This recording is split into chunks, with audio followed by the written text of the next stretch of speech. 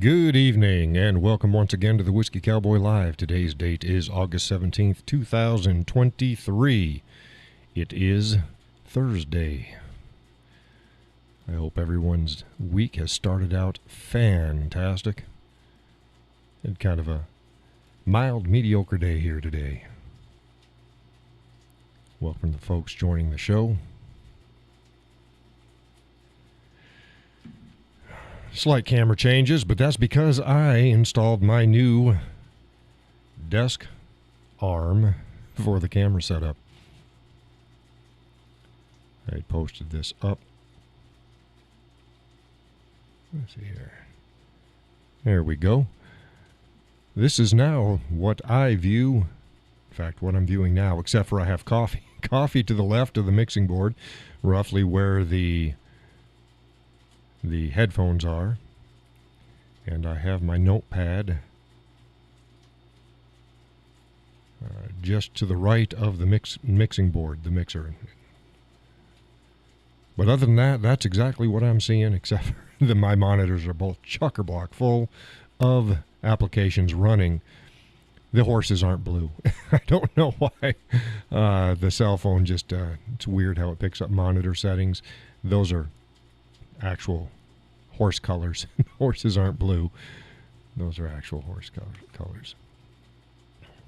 So you can see the there you go. Oh, it's not. Well, you can't see my cursor.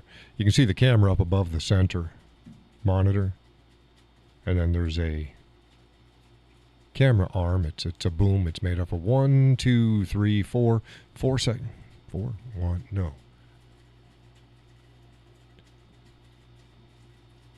3 sections, and then the up off of the stand. All articulating. Got a ball mount on it so I can really adjust the camera. So now I don't have to worry about trying to fit a...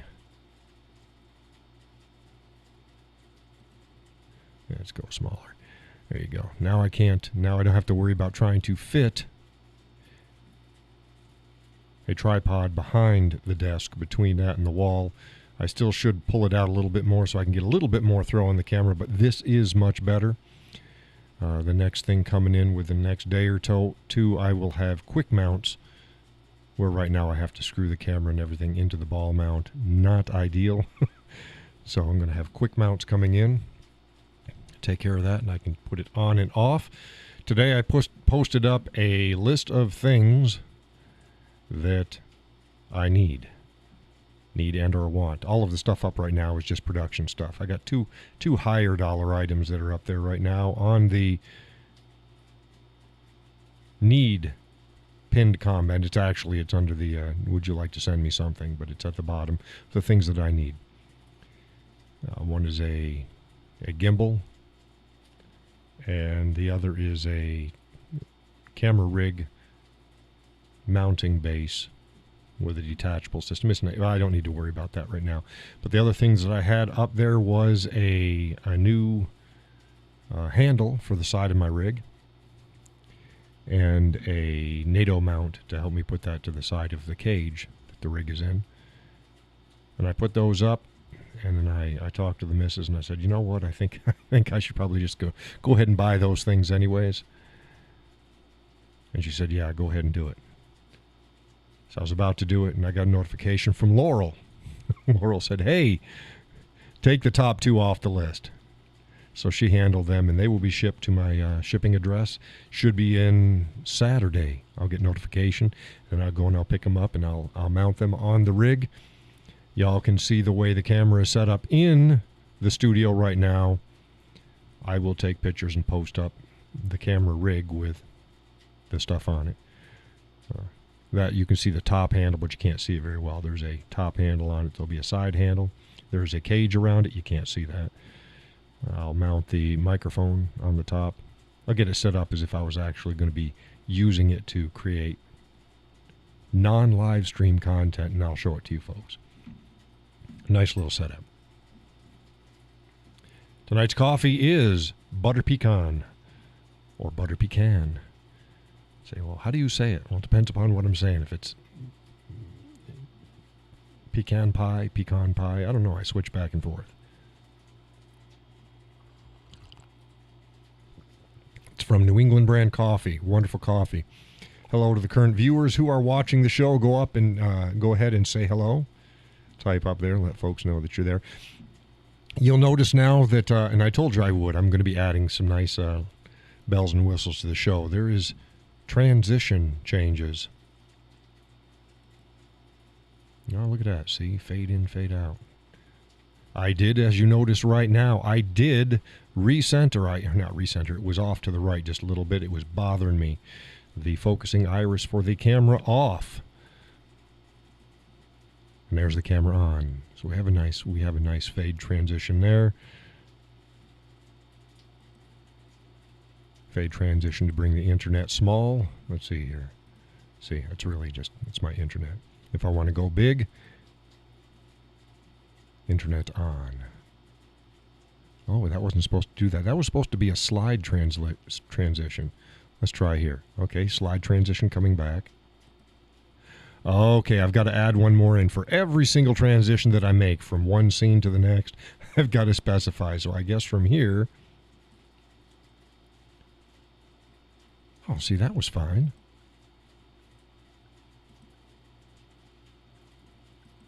Let's go back again. Let's go to... See, now they're working. Now they're doing exactly what they were supposed to do. The main internet to any other of the scenes, there's supposed to be a slide. And from any scene to the internet main, there should be a slide. Everything else should be a fade.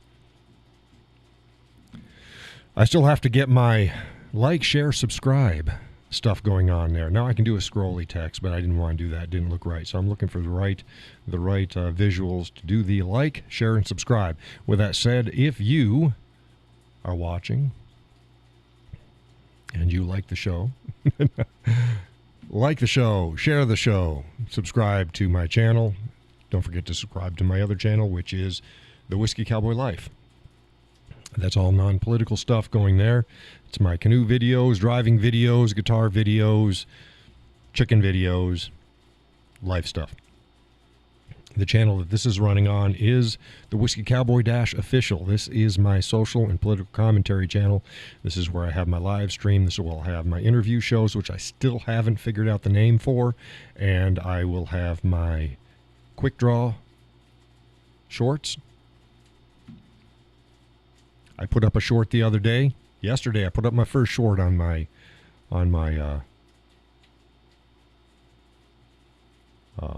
Whiskey Cowboy Life channel. So I was like, okay, let's see if I can do this. If I can take my regular videos, make a short.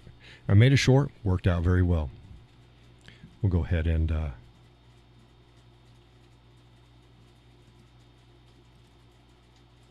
let's go ahead and find that right now.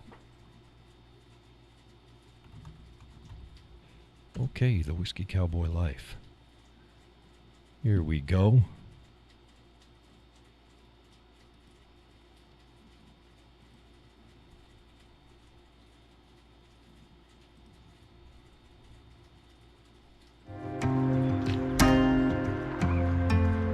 Would have helped if I turned my volume back on.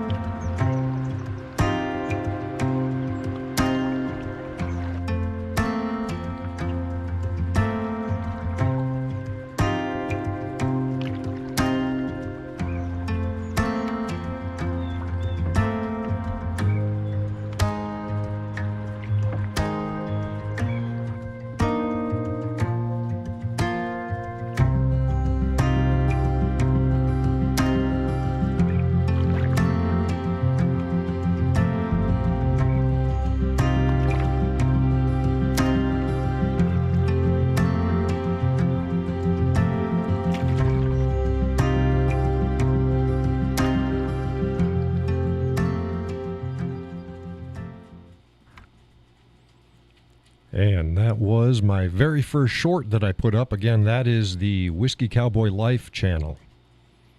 It's youtube.com/@ the Whiskey Cowboy Life all together. And you will get all of my classic canoeing, chicken, driving. Hey, Judy. Welcome to the show. So all that stuff's going there. And all those videos also get mirrored over on Facebook. And that one actually went on Instagram as well. So I'll be posting a lot of the stuff on Instagram, all the shorts. Shorts and reels. They're called reels on Facebook and on Instagram, but they're called shorts on YouTube. Hey, Laurel. There's the woman of the show. Tonight's show, Laurel. I was just about to order the top 2 items in my want and need category. It's like a good thing that I checked, because I usually run. People go, man, you're fast. It's like, yeah, I usually keep, whether it's, I check my phone all the time if I'm not around the system. If I'm on my laptop's usually downstairs, and I do a lot of work down there. If I'm in the studio, I have my studio running up here, and always keep Facebook running in the background so that I get notified of things. Helps me keep things clean. But she's like, yeah, go ahead and take those off. So I took them off. So she is paying for the new side handle and NATO mount to help it mount to my cage. Hey, welcome to the show, Orion.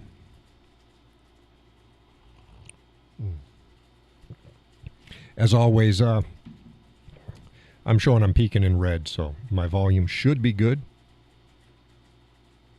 for folks out there.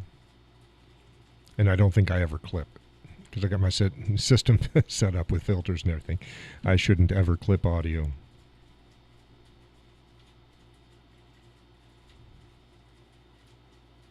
But yeah. Yeah, the studio's looking okay. I absolutely love the new multi-angled boom arm that I have.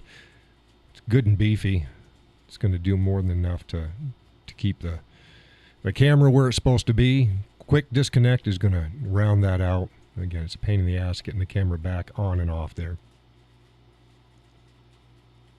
Judy says she is a rock star in my book. They must be talking about Laurel. Yeah, Laurel. I was going to get the stuff, but I talked to Laurel in private and stuff. And y'all know how much you don't know exactly, but you know that I've spent a good chunk of change on my setup, and it keeps evolving, and I add things.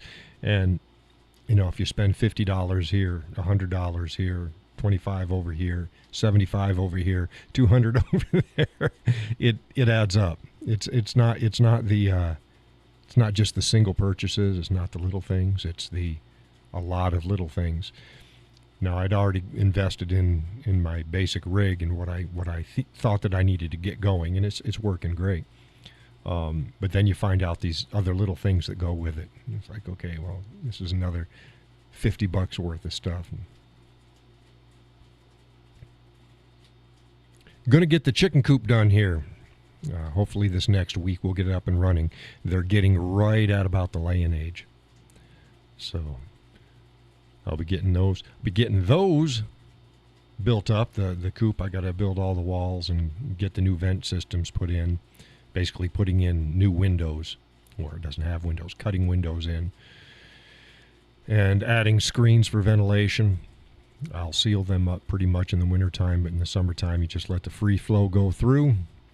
Chickens do worse in the heat than they do in the cold. People, they go, oh no, you got to keep your chickens warm. No. As long as you're not 30 degrees below zero, it's anything normal winter temperatures, chickens are fine. Keep them dry and keep them out of the wind. Other than that, they're fine. So I'll get those sides done and then get with Gus. Gus has got a truck. I don't have a truck. It's been a good many years since I had a truck. I need a truck. So we can go pick up the flooring, and he's going to help me with some 2x6s to put the flooring on. We're going to run them flat lay, not vertical. Normally you run them vertical. I'm going to run them horizontal, keep them lower to the ground.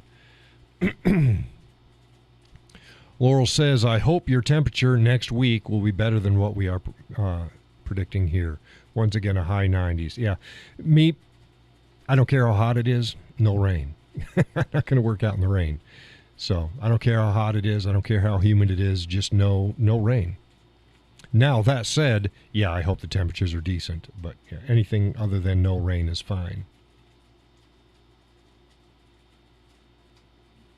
Laurel said that the parts that she had ordered coming in from Amazon, I figure that's the easiest way. If I can post links to stuff and it's on Amazon, well, folks, they can just have Amazon ship it direct. So I should get a notification in Saturday. And then Saturday afternoon I'll go and I'll pick them up. And we'll see how it's going to work. Like I said, quick disconnect though. It's going to be a big one. Because I'm going to be moving the camera on and off my setup. For those who may have missed the setup,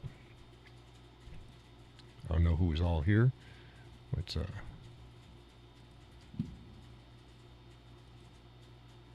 there we go. There's my current setup as it stands right now. I could move it further away from the wall, and I may. It's probably going to be a couple months before I can get to my new studio room. This room is joint weight and workout room. So I've got my free weights and my weight machine. I've got Marcy's biggest. It's an L-shaped machine. It was their biggest at the time. I don't know if it's biggest now. It was their biggest and double stacked machine. And then my free weights and my weight bench. And my recording studio. This was meant for audio work, not video.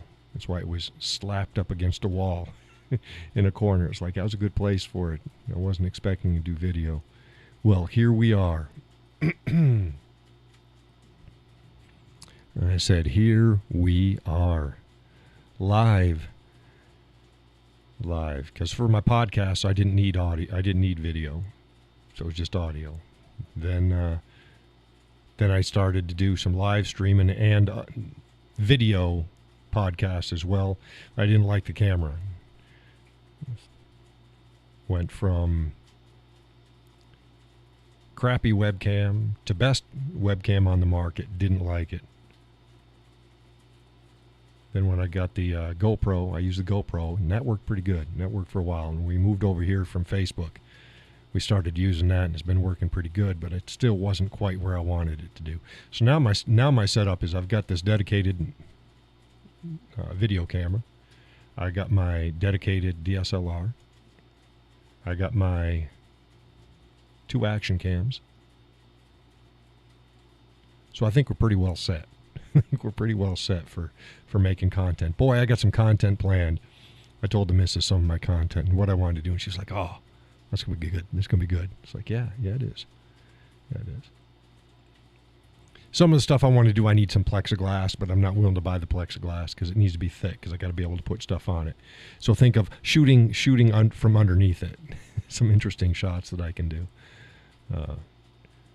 So that'll be put on hold for a little bit, but I got some good videos planned and will be done. I just want to make sure that I got my quick disconnects and stuff like that because my live stream is still 3 times a week. So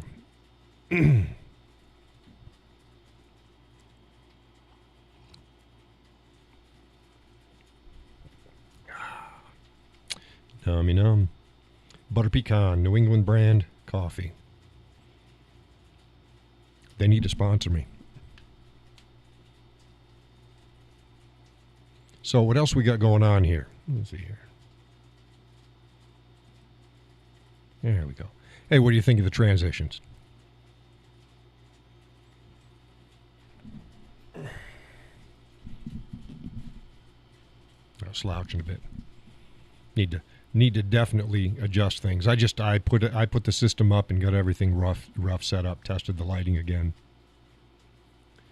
Laurel says, looked pretty good. Good. I just figured it was more fancy. More fancy than just hard cuts from one to the next.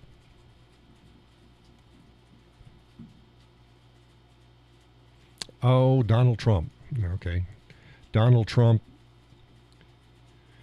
has been ordered to, along with, was it 18 other people, ordered to turn themselves in to the Georgia prosecuting attorney. So it'll be down at the county jail. I'm going to book them in. The big buzz on the internet is everybody going, oh, they're going to put Trump in jail. So they're not putting him in jail. He's going to the jail, maybe, if that's where they do it. It's probably the county jail, to book him. And then he'll be released. He's not going to jail. And like Donna was saying, oh, they won't put him in prisoner jail because he's got Secret Service and they can't do that. No, they could. They'd clear a wing. But no, he's not going to be put in jail. He's just going to be booked, sent on his way. Now, there's some legal arguments on there whether he has to turn himself in. The reason for this is, unless they actually serve him with the documents, I don't think that it's a legal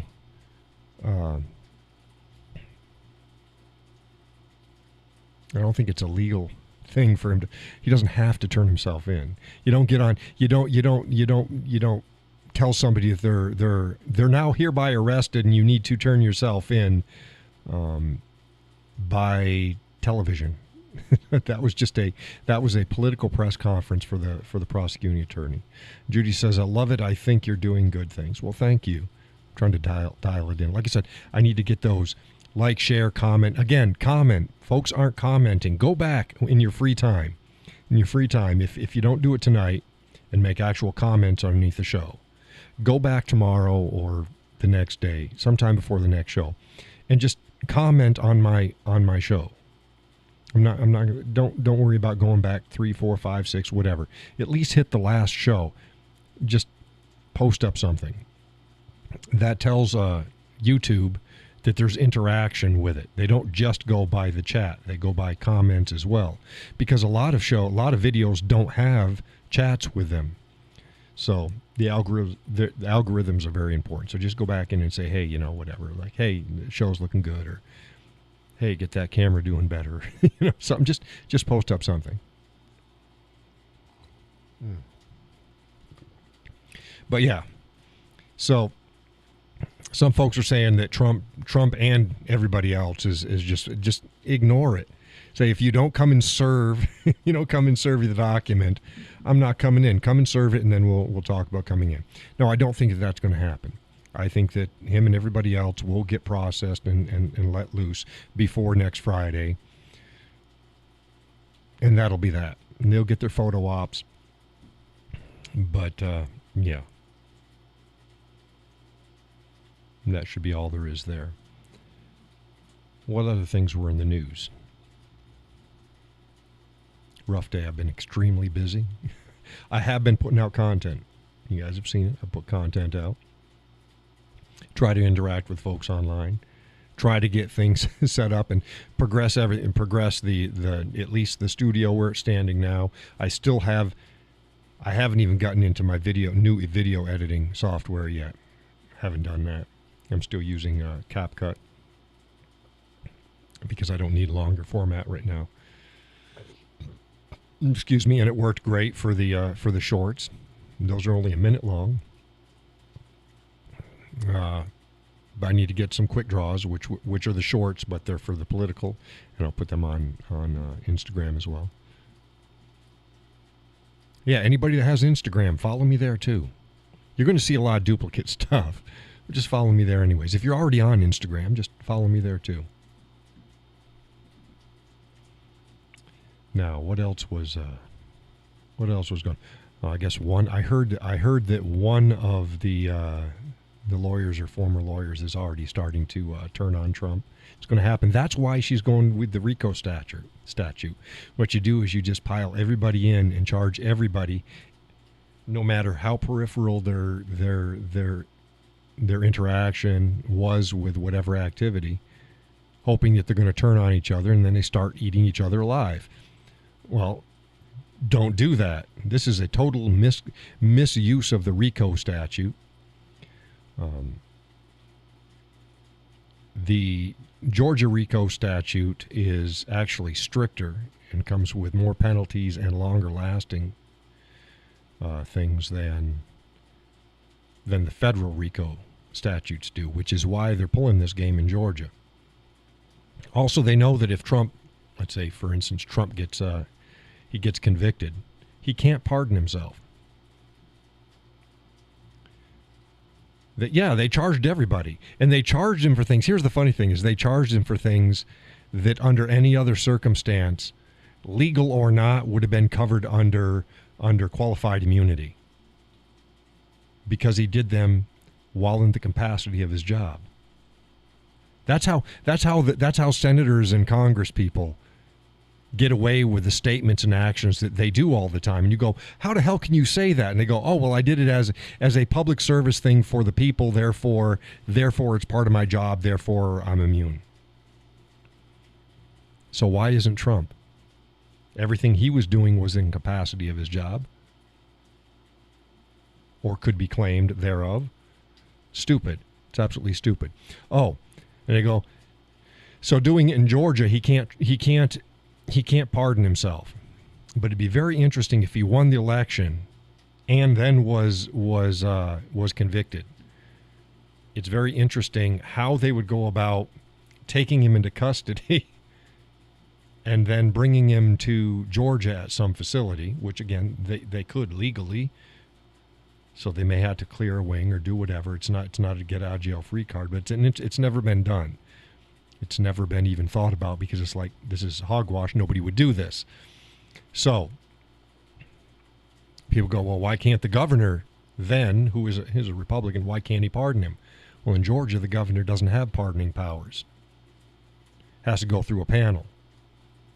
And even if the panel was all hand selected by the governor and they decided to pardon him, you can only be pardoned in Georgia 5 years after your sentence is done.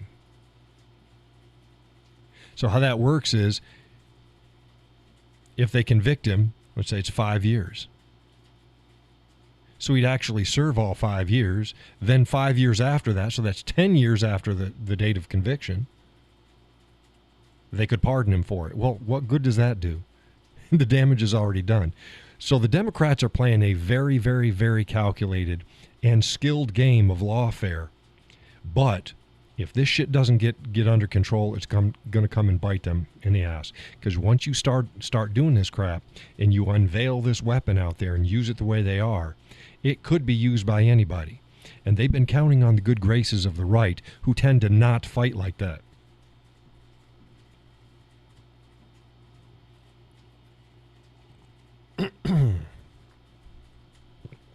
But here we are. Here we are. Craziness.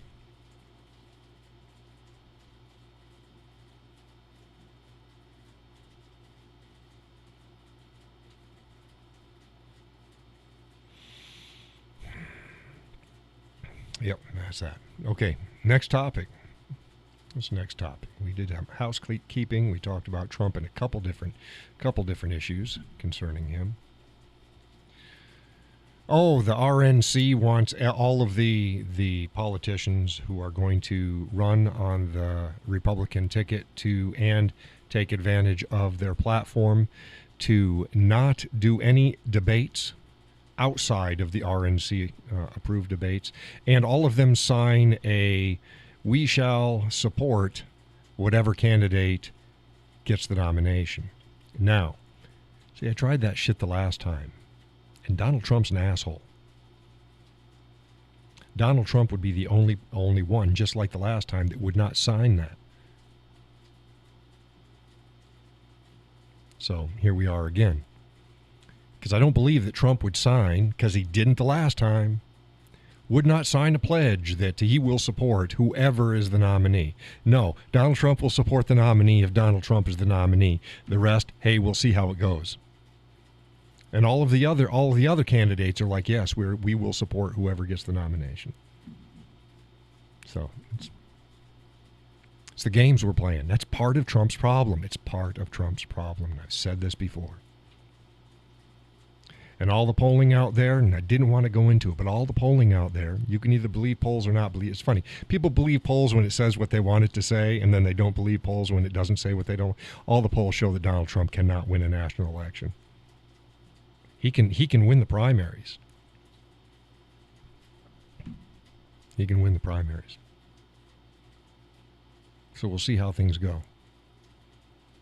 The left either want him in prison, or they want him on the ticket. And either way, they figure this is a no lose for them, because they'll either get him they'll either get him in prison, or they'll get him on the ticket because people don't want him to be in prison. And they go, oh, how dare they? But see, the thing is the people who vote in the primaries, they're just the Republicans. So you can piss off the Republicans, or enough of the Republicans, so that he'll win the nomination. But that doesn't play on a national election. People aren't thinking this through. But hey, I've said my say. People know my thoughts on the matter. It's a shit show.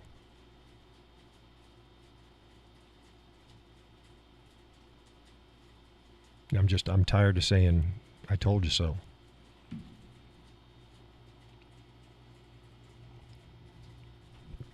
Now, that said, if Trump gets the nomination, yeah, I'll vote for him. I don't have a choice. I just don't think everybody else is going to. I don't think that the people that need to, the independents and the extreme conservatives, the far right conservatives, I just don't think they're going to bite that bullet. Should they? Yeah, I think they should. Will they? Yeah, probably not. But we'll see. We'll see. Oh. Got my clip. Need a longer line in. I think I got a longer line.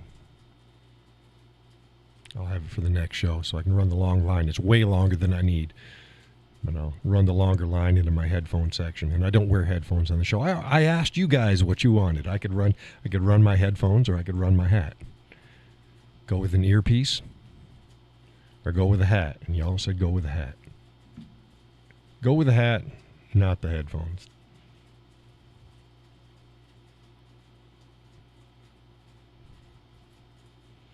Yeah, when I do my actual audio work, video editing,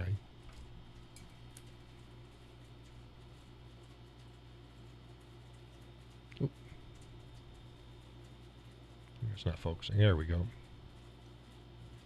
My Audio Technicas. Nice headphones. I need to reset up my camera. My camera's fine, but where I'm centered in it here, I'm really not in the frame. I'm off to one side. That's not a problem, but what I need to do is, I've got area focus and it tends to want to focus in the center. I've got to slide my area focus over to the side. That way it picks me up a lot faster. Again, little things. I say whatever makes you comfortable. No, it's I'm not uncomfortable. No, this is fine. This is fine. Everybody wanted the hat though. That's not a problem. I'm the Whiskey Cowboy. That's fine by me.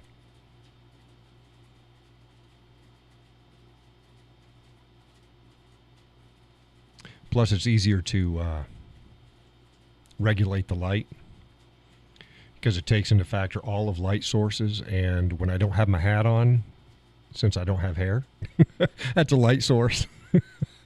So it tries to compensate for another light source directly in the middle of the scene, which is my head. So this is actually easier to regulate the light. Plus, it adds a little interest.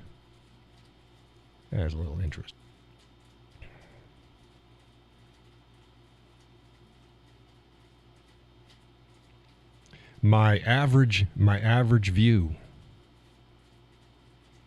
time, and I've said this before on one of the other shows, since I moved to YouTube for the live streams, is 1 hour.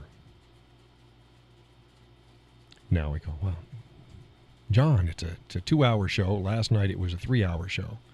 1 hour, that's not good. No, that's actually pretty good, because for most YouTube videos out there, the average is only a few minutes.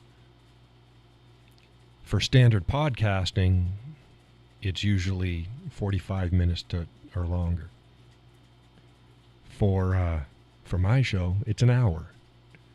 So I was getting more folks dropping in while on Facebook, but the average listen there was 3 to 6 minutes. And again, the average listening rate and time on YouTube for this show, and again, that's both live and afterwards, is 1 hour. So that's pretty damn good. As analytics go, that's pretty darn good. Pretty good.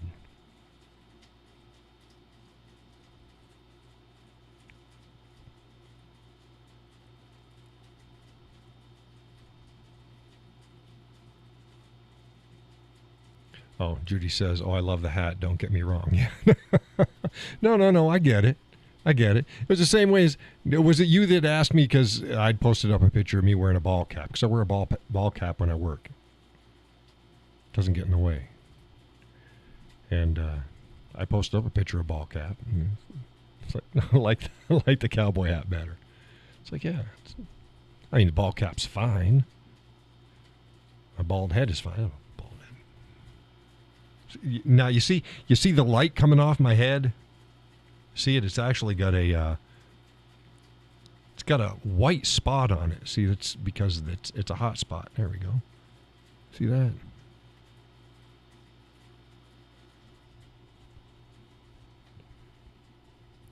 It's another light source.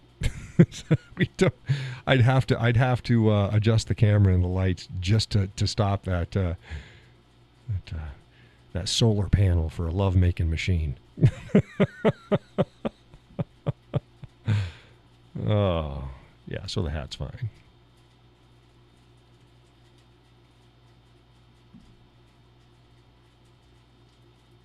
So what else we got going on? Judy says, sounds like something I would say. What, a solar panel for a lovemaking machine? Yeah, it's an old one.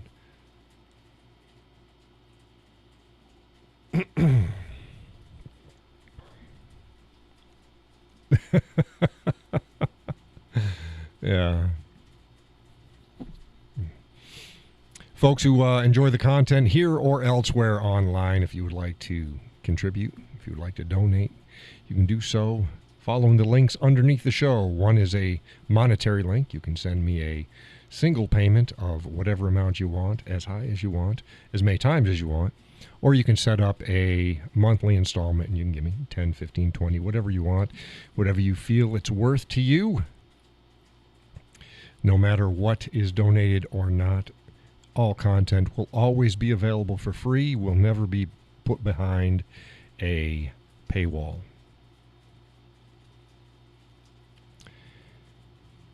So there's that. Plus, the second link underneath the show is to my Facebook page. I've got a whole list of things that you can do. It doesn't cost you a dime. And I tell you, it's, aside from paying bills, it's every bit as important as any monetary donations.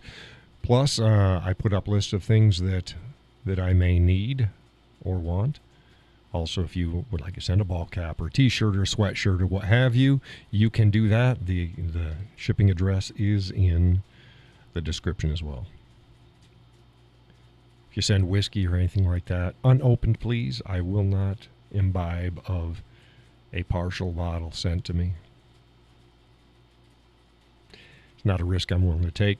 So it must be an unopened bottle. Could be anything from a sample bottle up to a full size, or the big boys. I don't care. It's all good. Whatever you feel moved to send. If you've got any products you'd like me to review or to give, what would be a review? Let folks know what I think about them. Number one, you won't get them back. Anything sent to me. Oh, man. My nose itches. Anything sent to me will not be returned. So if you have something that you would like to review, know that it's going to stay here.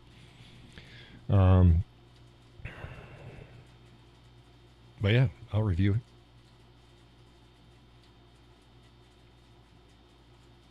You think I might like it? Got a knife you think I might like? Yeah. Go ahead, send that.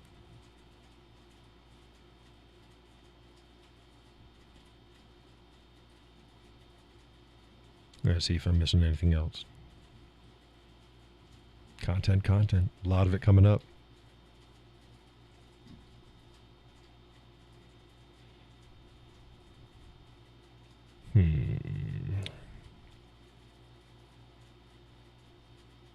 I had some things I was going to cover. I didn't write them down. Been a long day. Didn't write them down.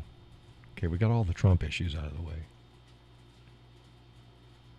Oh, the jack wagon. Yeah, Gavin Newsom starting the Article 5 convention of states.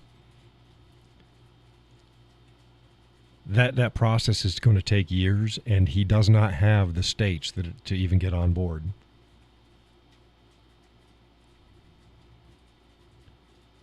Judy says, the devil's cut ain't no joke. Jesus. Well, it's not very stout. It's just full of flavor. What's the devil's cut about? What was that, 84? Let's find out here.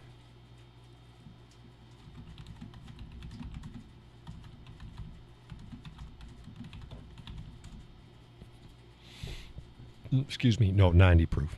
Yeah, I thought 84 was a little low. It's only 90 proof. That's about where you maybe want to start. Yeah, that's not bad. Like I said, they've got several. They've got like double oaked, dark oak, aged, double aged. I'm just spitballing off the top of my head. That's what they said. I've got another one of their bottles like that. There's like 3 or 4 of them in that same proof range and basic profile, but none of them quite as oaky as Devil's Cut. So I like Devil's Cut the best. She says that she loves the taste, but it knocks her on her ass every time. Yeah, it's only 90 proof. It's only 90 proof, Judy. Sip it slow. What are you drinking it out of, Judy? You're just drinking it out of a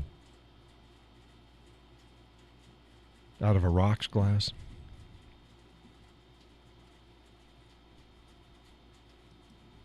Let's try it here. Amazon.com. Let's see here.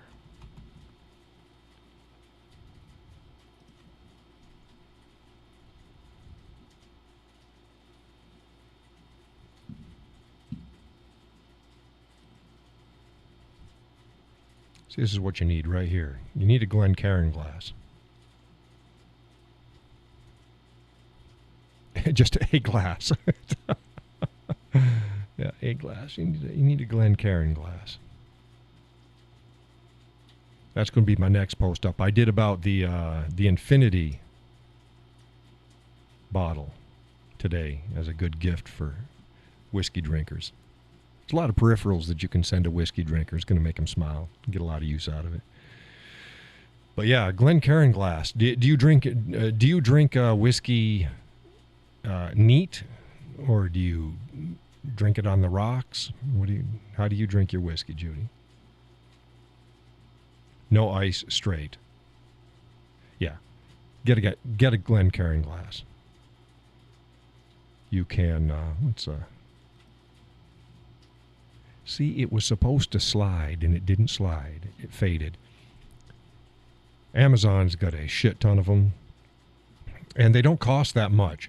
You don't have to go expensive. This one right here is $8.70 for one of them. If you're going to drink alone, you're not going to need any more than one. In the glass, unless you break it, it'll last you forever. $19 for 2. So I was saying this makes a good gift. Like, let's say if you have 3 friends and you want to keep one yourself, you get a box set of 4, like this one right here. I guess one right here. And that way you keep one yourself, and then you give your friends one each. If you've got people that come over and you want to share whiskey with them, have more than yourself, more for yourself. But the reason I say this is you watch how you buy them. Here's a set of 6 over here, but you notice this is, here you go again, you notice this is individually boxed. See, that's, you could keep 3 and give 3 to somebody else, but they're individually boxed.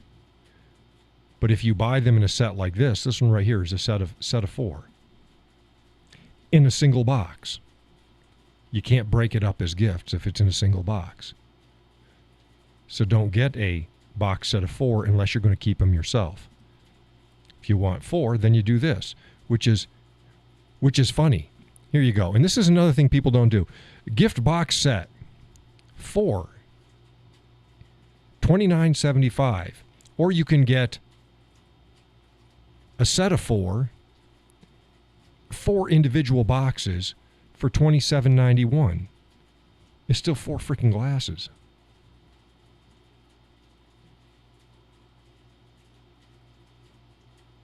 And you could give 4 glasses in individual boxes as one gift. You're saving $2. So why on earth you would buy 4 in a single box when you can save $2 and get 4 in an individual is beyond me. Then there's knockoffs out there. Now, Glencairn glass doesn't have to be made by the Glencairn Glass Company to be good, but if you notice, this one, this is a whiskey glass set of 4. Now, this will work, but you'll notice the base isn't the same. It's sort of the same, but it's not the same. And you look at the top. The top is flared out a little bit higher, or the Glencairn glasses. Let's go here. You see how it's straight at the top? It doesn't flare off at the top. Now both of them are going to work, but one's an actual Glencairn glass. And if you look at the base here, it's got a kind of a triangular base. And this other one's got like a, where the hell did it go? Looks like a fat roll.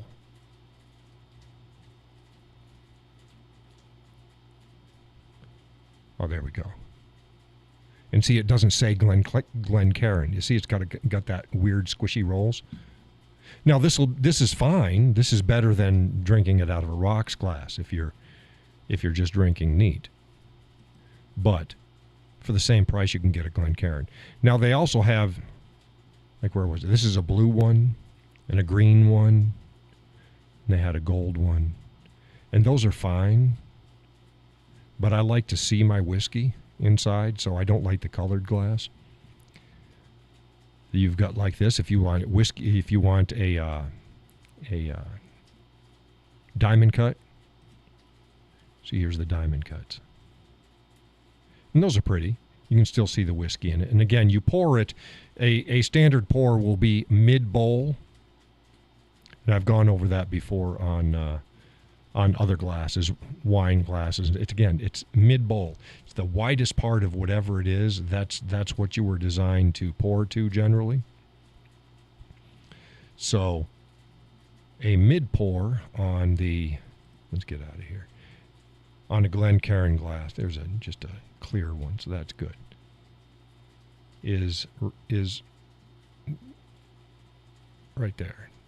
Well, let's see here. Look at the picture on the left. I'm bringing the thing down. There we go. So stop it. That's a pour right there. It's the middle of, there we go, the middle of the fattest part of the bowl. Now, I do a heavy pour. When I do it, I pour it about there.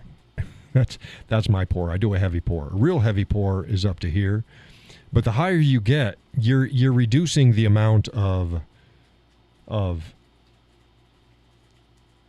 vapor space. It's designed, you need how much surface tension you have, and then you have a gathering of where the fumes of the alcohol gather. And this is designed to do it optimally for whiskey. Same way as if you drink beer out of a mug versus if you drink beer out of a beer glass. Let's see here.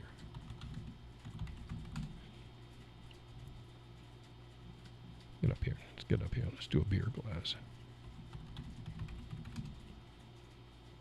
There we go. You've got different types of glasses here. See, this is just a pint that doesn't do very good. The glasses that these are the shaped glasses that I have. It's right here. And you'll notice, you see where they went up and they filled to the what? To about the widest part before it narrows again. And then the rest collects. It's not just the head. The head will go there, but the head will go away. And then what's left traps the fragrances and the gases of the beer.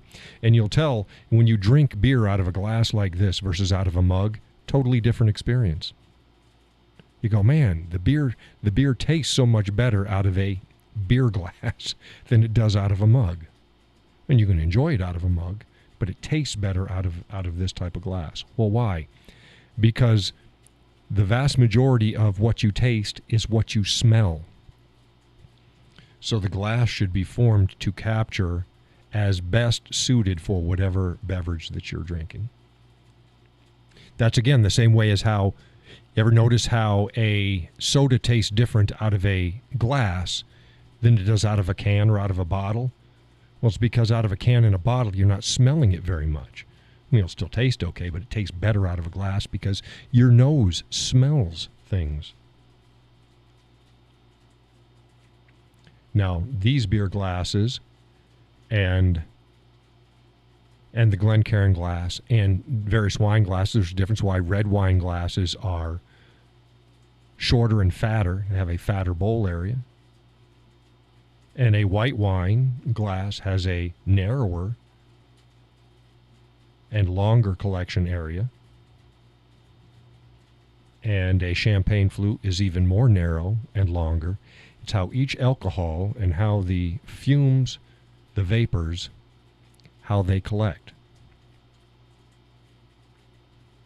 is best suited for each of them. Also, a brandy snifter. A brandy snifter is almost like a red wine glass on steroids, but then has the tulip. It closes up at the top, so it collects the vapors, but it gives you a place. People, you see them, they'll have the brandy snifter in their hand, and their hand is underneath it, and they'll swirl it. Well, that's to do two things. The heat from the hand slightly warms the alcohol, which releases the oils. We talked about this on one of the other shows as well. How temperature affects your drink, alcohols, because it has oils in it.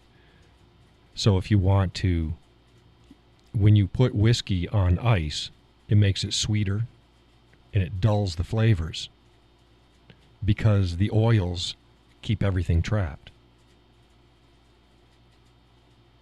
It's the same way as if you're sitting by a campfire and it's fall or winter time and the whiskey gets cold, and some people put their whiskey in the refrigerator, it chills it down. It's sweeter and duller, which is fine, than if it's warm, if you drink it at room temperature. Because the oils heat up and release. Release me. Release me. I said it every time I say release. It's like, come on, you know what that's from, right? You know what release me is, right? Where's that from? It's from a movie. Everything's a song or a movie. Everything's a song or a movie. What movie is Release Me?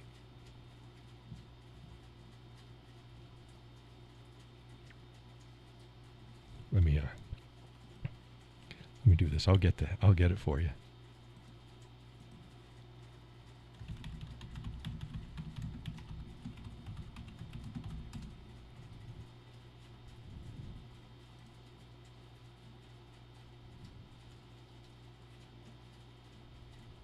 You don't know. Nobody knows where that's from? Oh, my goodness.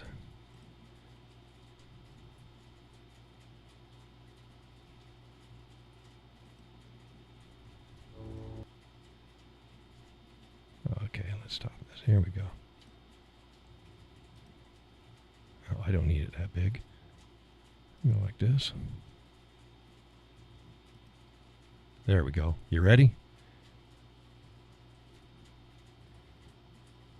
Here you go, folks.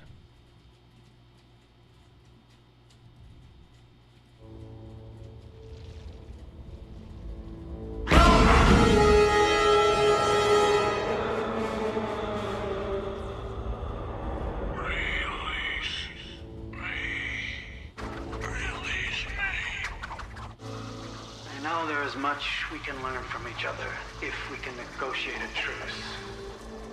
We can find a way to coexist. Can there be a peace between us?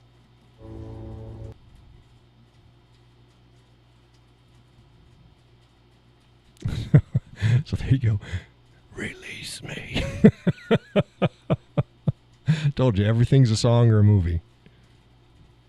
Now whenever you hear that, you're gonna think of that movie. It's like, oh, damn it, John.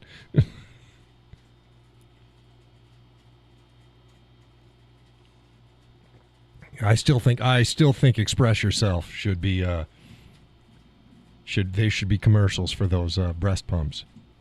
They need to use the song Express Yourself. That's classic. They just, oh man, if I'd do it. You gotta do it. You gotta do it.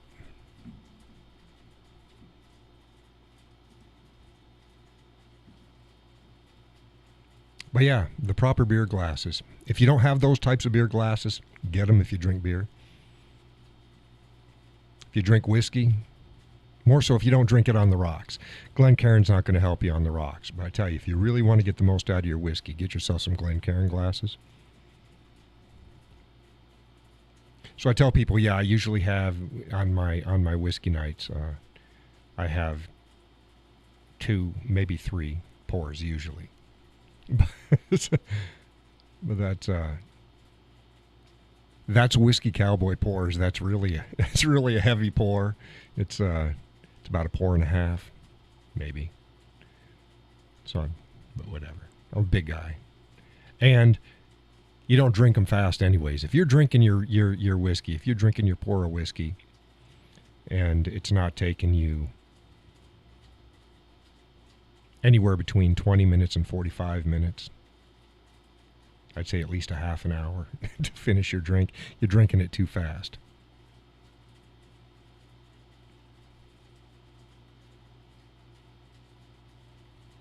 Yeah, see, I'm getting flare-ups on my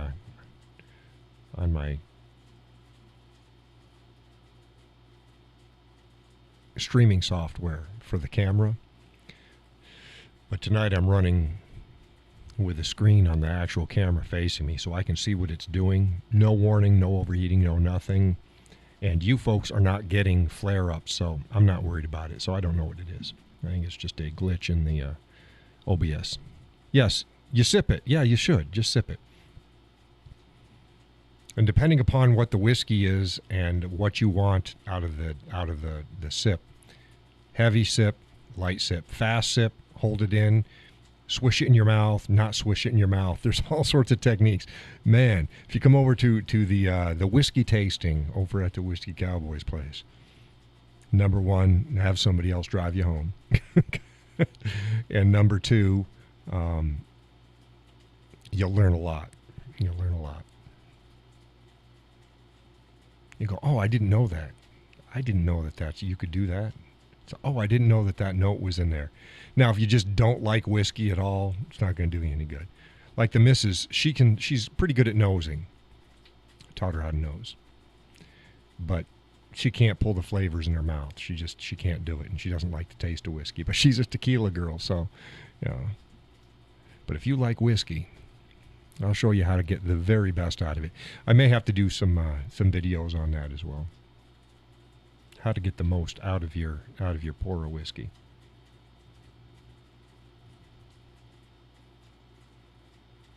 Most people drink whiskey like I drink beer. They just drink it. It's like, oh, I'm not a beer drinker. I'm not a beer aficionado. I know beer. It's like I don't not like this other beer because I don't know beers and I don't know what good beer. No, I like what I like and I don't like what I don't like. Been all over the world, was in beer heaven. I still like what I like, don't like what I don't like. But I generally, beer is while I'm out grilling or smoking, with dinner. That's about it. Whiskey, on the other hand, that's a sit down by the campfire or out on the porch at night, or and enjoy it. Have your chocolate so I can enjoy it and really get the most out of it. And you need to, if your goal is to get drunk, yeah, you can, whatever, just get whatever whiskey you want. You're going to be doing shots anyways. Stop it. No. Sip the whiskey. Nose the whiskey. If you're not nosing it the whole time, if you're not nosing as much, if not more, than you're sipping it, you're missing out on a shit ton of good whiskey. Fortitude, whiskey stuff, whiskey experience.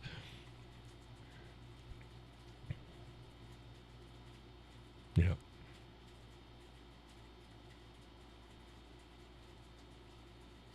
So what else? Steak, medium rare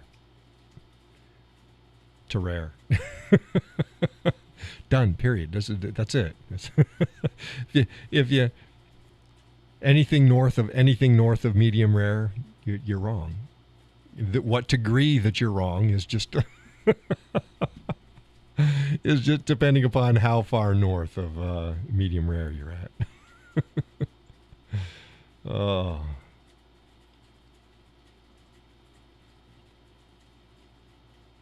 Oh, don't grill because it's carcinogens.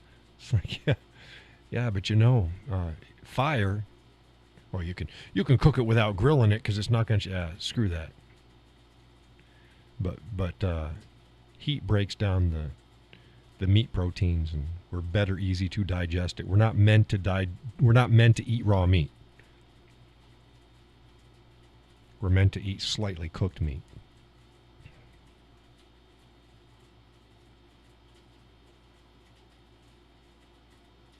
And yes, we're meant to eat meat. So stop it. Medium is perfect. No. Medium rare is perfect. Medium is just north of wrong. You're just you're at the beginning. You're at the beginning stages of wrong, Judy. But I'll cook a steak anywhere they want it cooked. And just let me know. I start out with medium rare, and then you want it medium, I'll give you a medium. You want it medium well, I'll give you medium well. You want fully cooked, you want it, yeah. I'll do it, and then I'll throw it at you. No, I'll do it. It's fine, but no.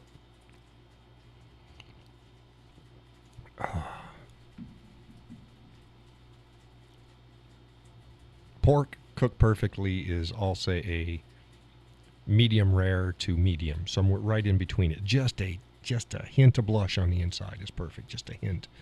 You go, oh no, because so most of us grew up with. They go, no. You need to cook pork to. What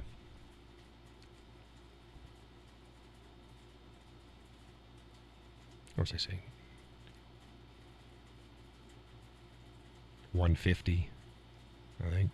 All the way through. Well, it's going to be dry, and that's why people don't like pork. It's like, no, cook it, and you put the thermometer in there. You get a nice piece of pork, and you stop cooking it at 140. Stop cooking it 140. Let it sit for a couple minutes. Oh, it'll have just a very blush of pink. Judy says medium rare. I like it. Not too bad. Right. Laurel says pork has to have a bit of pink. So tender and juicy. 145 is max for pork for me. Yeah. Well, that's why I said that if you cook pork to 145, you're going to overcook it. Cook it to 140. Take it off. Because then it'll hover somewhere between 143 to 145. by the time because you've got carryover heat. That's why people ruin their food a lot of times, especially meats. People don't put in time for carryover cooking. It means your item is going to keep cooking itself after you remove it from the heat source. Which is why you want a perfect steak, pull it off at 117, 118. Pull it off. It'll be medium rare. You want a perfect pork, pull it off at 140. Set to the side. 3, 4, 5 minutes down, because most of the time you don't eat it directly off. So by the time you sit down to eat your meal, it'll be perfect. Just a blush of pink, juicy. Oh, yeah. But Laurel, you're right. It should be somewhere around 145 end cooking temperature. But if you pull it off at 145, it's going to be 150 or above by the time you eat it. You've overcooked it. See, we grew up in an age where it's like, oh no, because of the parasites and stuff. We have eradicated that in domestic pork. You don't have to worry about that. You just cook it to 140 and have a nice day. Yep. But I tell you what, I've had people, oh, I don't like pork. And then everyone's like, oh man, this is so good. Yes, I didn't overcook it. I didn't overcook the pork.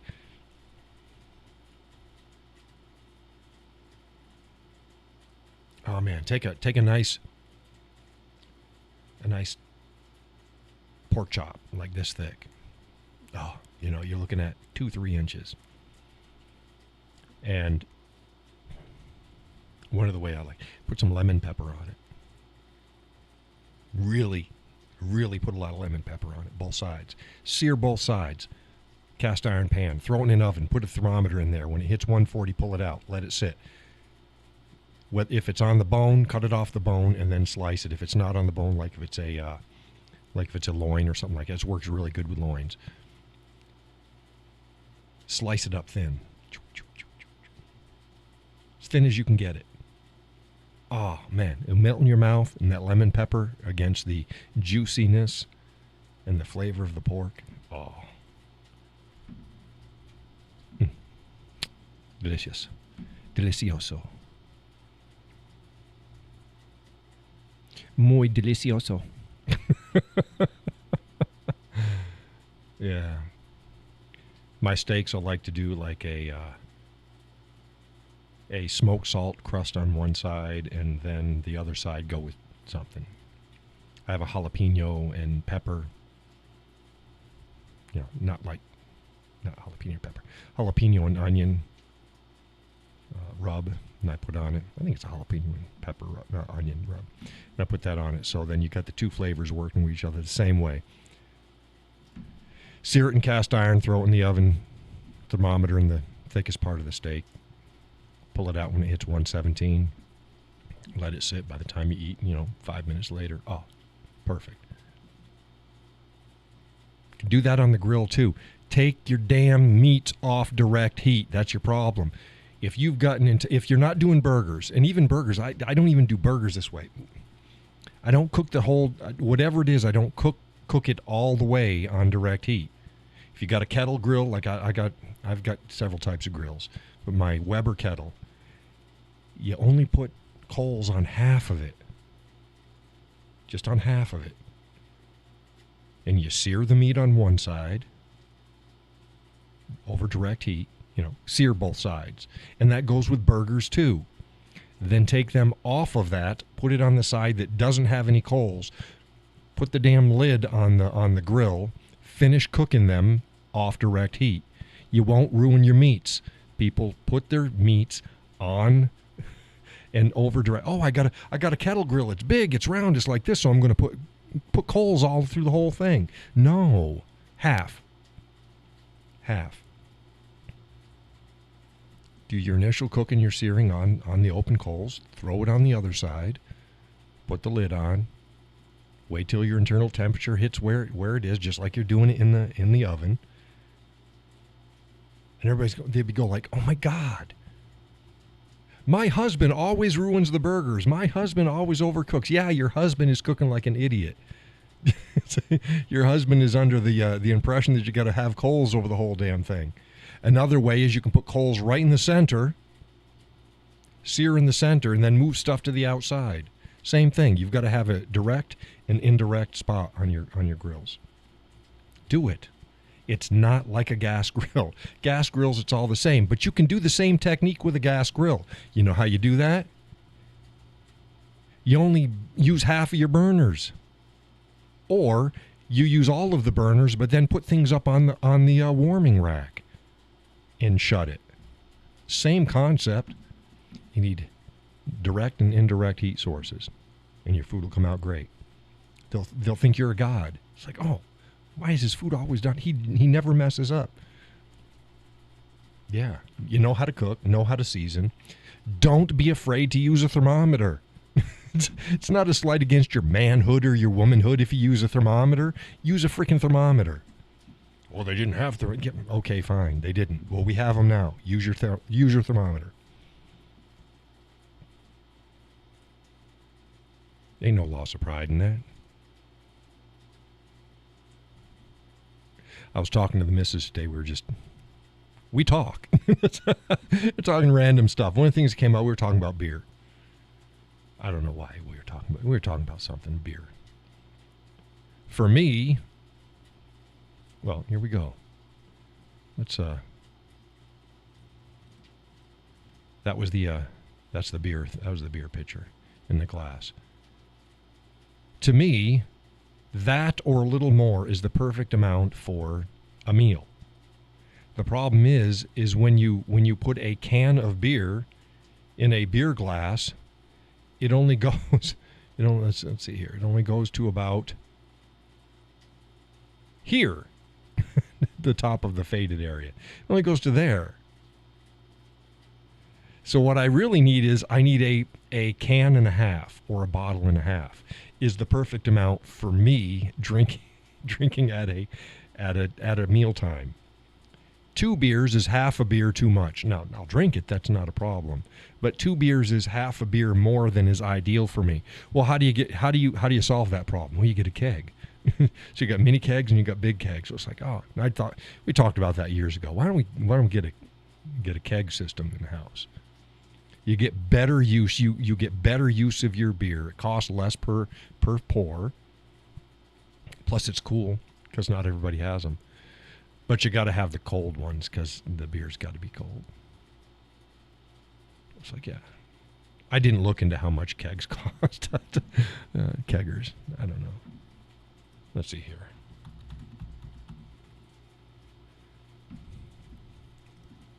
Beer kegerator. Holy shit. Yeah. Well, there's one for $550 or $450. 600 at 431.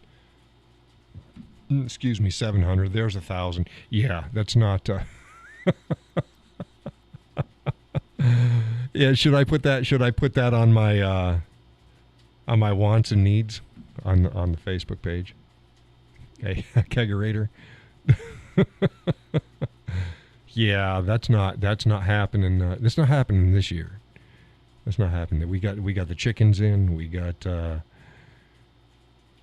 other house stuff done. Just bought a new dryer. Because like I said, hey, deserve a new dryer. I've been over a year without a dryer. So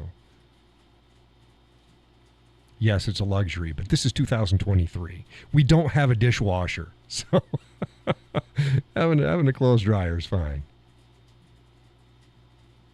Yeah. Wow. Yeah, and choose damn. Yeah. Yeah. Yep. So yeah, I think I'll just be having have my beer in a can and pour it in the glass. That's fine. Yeah.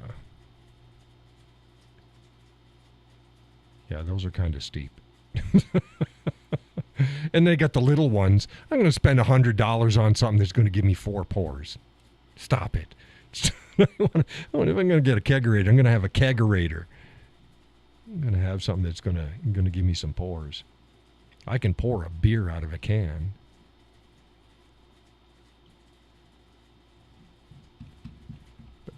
Yeah, I guess that's not that's not happening.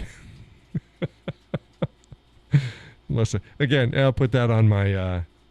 That's more than the gimbal. The gimbal I picked out on there is under $300. Which, if you know anything about gimbals, that is a freaking bargain. That is a steal. It does everything that I need to do without doing anything more, and it's under $300. But for the much money I've spent, I'll hand hold without the gimbal and do all of my content shooting, and then if I need to smooth it out, I'll put it in. There's some software that'll go ahead and it'll look like it was shot on a gimbal. The camera actually puts GPS and gyral information in on the actual footage, so you can run it through these programs, and it'll take care of the stutters and jitters and smooth them all out. So, yeah. Wow, those are expensive.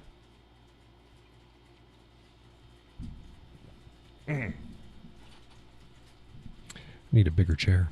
Need a big studio chair. Everybody goes, man, you want a lot. I hate spending money. I really do. I hate spending money. But if you're going to spend it the best for the amount of money that you can have. Yeah, Laurel talked to me about that. Her husband used to say that. Get the most expensive that you can. And you've heard me say that. Get the most expensive that you can afford. Don't put yourself in debt. Don't put yourself in financial debt. The best that you can afford for any given issue that does what you need it to do. If it doesn't really do what you need it to do, you've just wasted your money. So in other words, if you're going out there and like say, I need to buy this widget and the widget needs to do X, Y, and Z. And to do it right is going to cost me $200. But I can get something for $50 to $100, and it sort of does it. Don't do it. Don't spend your money. Do not spend your money. If it sort of does it, don't spend your money. Save up, hold off what you're doing, and then spend what you need to do. So everything I get is what I would consider generally entry level or mid-range, unless I can afford more, but that's usually entry level to mid-range. But entry level doesn't mean this is the cheapest piece of shit that I can buy, and it sort of does it. So an entry level camera to me is not, oh, it's a $50 camera. That's not a fucking entry level camera. That's the same like with guitars. We talked about guitars, isn't it? $300 is an entry level guitar. It's a good guitar. The CD60 was like $350, $360. It's an entry-level guitar.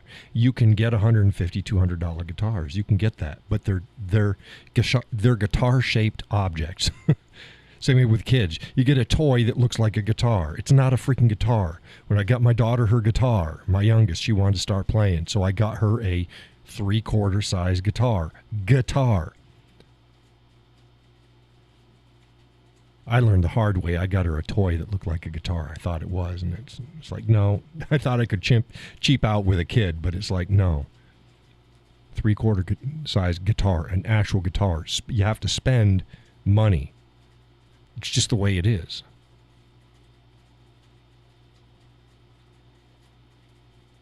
It's like guitar, $300 or above.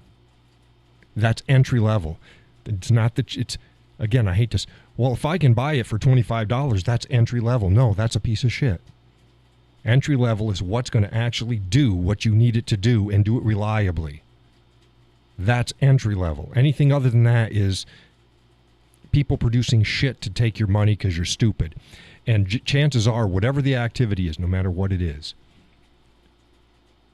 it's not going to do it well, and you are not going to continue doing it.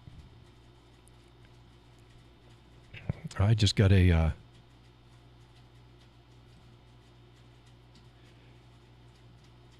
YouTube is not receiving signal. Did it again? Don't know what it is. How is the signal on your end? Has it been breaking up yet?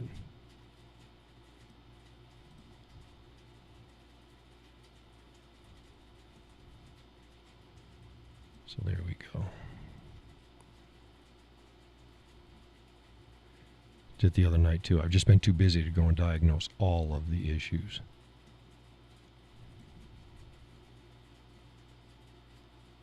And it says it's fine right now.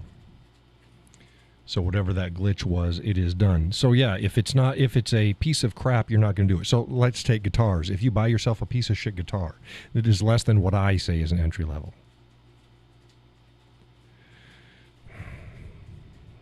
You're probably going to get frustrated. It's not going to sound good. You're going to have a hard time playing. Okay, Laurel says you haven't really noticed. Good. It's because it's cleared up now, whatever it was. I opened up the other widget. There's a widget that runs there, too, and it takes care of it. I don't know what the issue was. So, again, get yourself something that is... Same way with my electric guitar. It's an entry-level electric guitar. I'd like something more. I'd like a PRS. I'd like a PRS. Even just a standard Fender Strat. Even a Mexican. That doesn't mean much to anybody. Even a Mexican Fender. That's fine by me.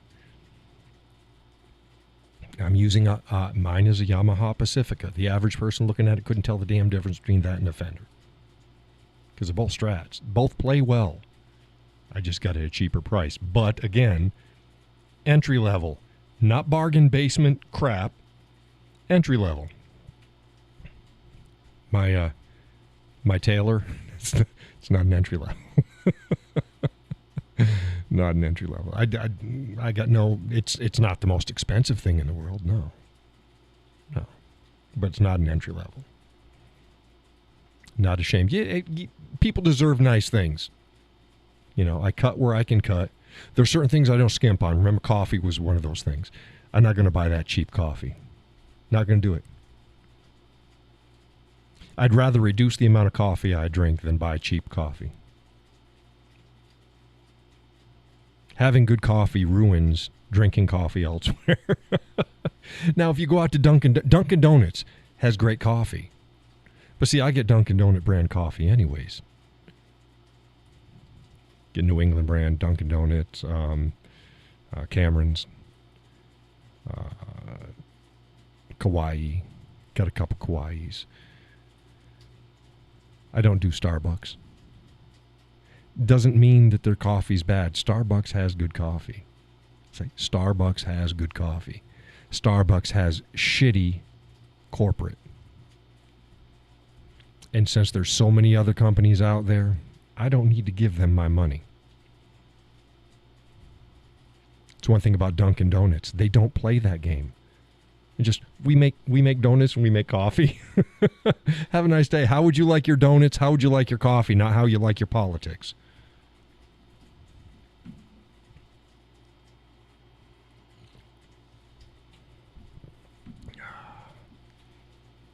But yeah, there's some things I just don't skimp. I don't skimp on macaroni and cheese. If I'm going to have box macaroni and cheese, I'll have fucking Kraft macaroni and cheese. Macaroni and cheese ain't that expensive. At the most, you're paying a buck a box. A buck a box. I don't need to buy 49-cent store brand macaroni and cheese, box macaroni and cheese.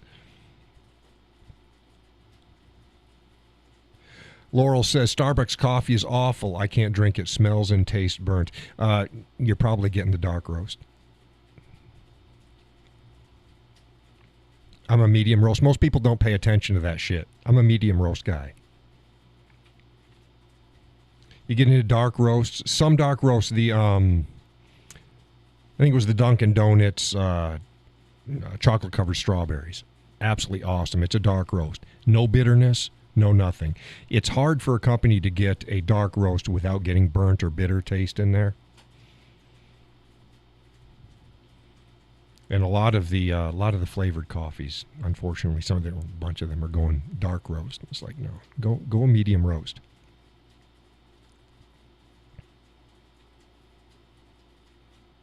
Or just don't drink Starbucks. Medium roast, light roast, dark roast. Just don't drink Starbucks. There's too many choices out there. It's the same way with like Ben & Jerry's. Ben & Jerry's make great ice cream.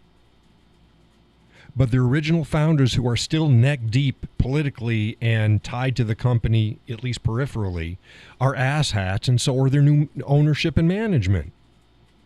There's no need to go Ben and Jerry's, no matter how good they are. Why? Because there's other brands out there. We live in a market that is open. It is open. You don't need to buy from people that you don't want to buy from. And you make your own choices. Again, I don't buy Anheuser-Busch products. I was Mr. freaking Budweiser and Bud Light.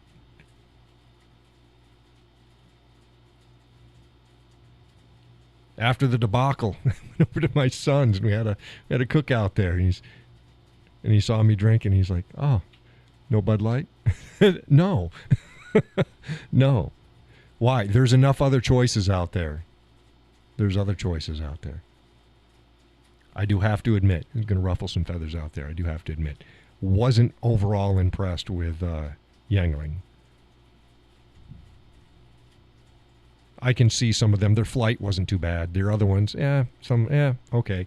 But nothing that would make me have to. I'd have to drive down to Massachusetts to get it anyways. So it's not worth my drive. Laurel says that she usually goes with independent coffee shops or Dunkin' Donuts. Yeah.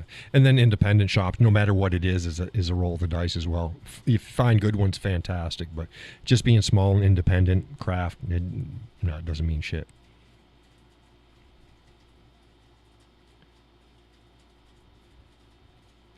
But, yeah. Yeah, I don't skimp out on coffee. Yeah, I don't know how you buy your coffee. Do you always buy it direct or do you get it shipped to you, Laurel?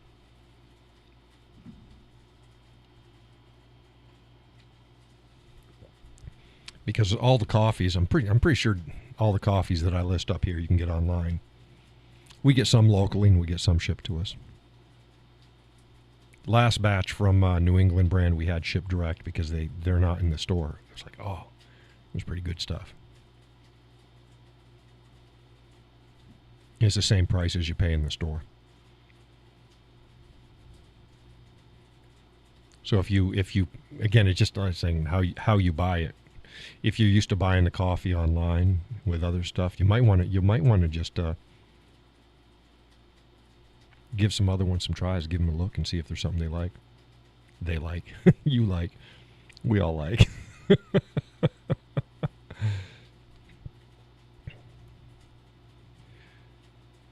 Laurel says that she used to buy only Sturgis coffee, shipped from Sturgis, South Dakota. Got a bit expensive.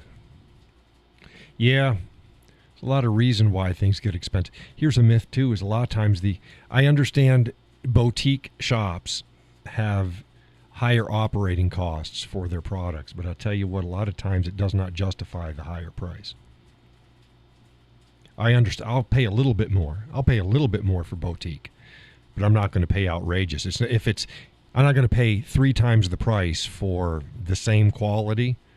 I'll pay a bit more for the same quality, but not 3 times the price. Judy says, same. I will never drink that shit again. Oh, Budweiser, Anheuser-Busch products, yeah. I was diehard. The thing I liked about, I'll tell you, the thing I liked about Budweiser and Bud Light was it's inexpensive and it's consistent. I'd get a bad can every once in a while, but most of it's, and when I say bad can, that's my standards. It was still decent beer, but they were consistently good. So, and I think I'm paying a couple bucks more per 30 pack than I was with Bud Light. So fuck them. And now their new marketing campaigns, the camo can and stuff like that, and people are shitting all over them for it and everything like that. Good.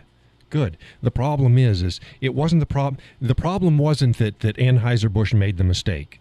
They were just fucking stupid. But they had to double and triple down on it and not apologize for it and see exactly what it was. They still wanted to walk that line. In our country now, the people are waking up. They're not having any more of that horse shit. And no, No, sorry, folks. It's not because you're homophobic and you're anti-gay. It has nothing to do with it. Because it doesn't even matter whether or not you're devout Christian and you thought that homosexuality and stuff like that is sinful.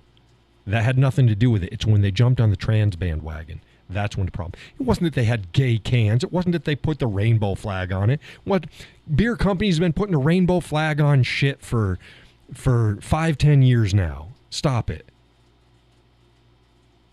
It wasn't because they supported some LGBTQ festival someplace. Beer companies and everybody else supports those festivals for a good decade or more. Nobody had a problem with it.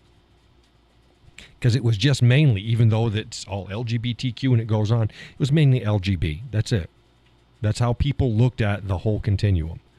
But see, TQRS, all that other shit has absolutely nothing to do with the first three letters. And since the first three letters were basically hijacked by the last, the people said no more. No more. That's what the problem is. Laurel says the heir to the Budweiser brand is trying to buy it back. Well, good. I hope that somebody, and I say good as long as their head isn't up their ass, because it's a brand that really should be salvaged. It should be salvaged. It's not bad beer. Are people pissed on it all? Oh, it's piss beer anyways. Fuck you.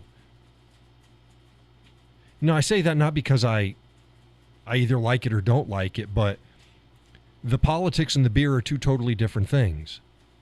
And there was a lot of people that had no problem with the beer up until that thing, even if they didn't drink it. And like I said, chest puffing over a beer. It's pretty retarded. A beer. We went over the proof points and shit like that of beer. It's a beer. You're not more manly or less manly by what beer you're drinking and what the alcohol by volume number is, because even the stoutest is pretty damn weak. That's why they drink so many of them. That's why people drink so much beer, because it doesn't have very high AVB. Laurel says he doesn't like what happened to the brand. No, and he shouldn't. America shouldn't like what they did. Budweiser was the American. Well, it's not even American. Budweiser's an American beer. Shut the fuck up. It's an American lager. It's an American medium lager beer.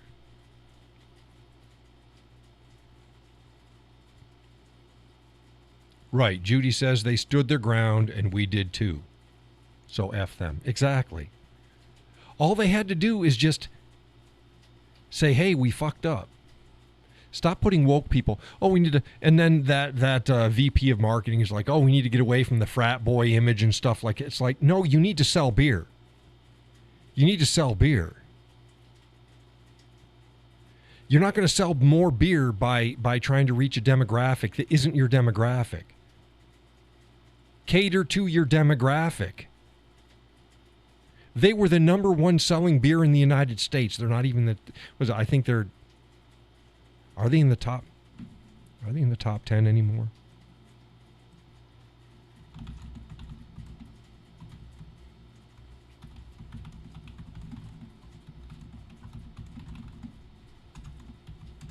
Let's find out here.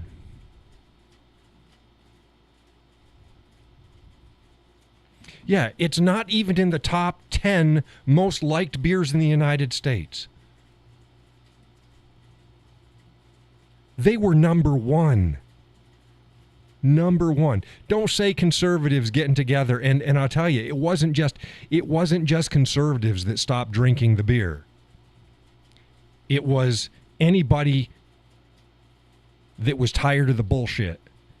And that included just center left, center, and right.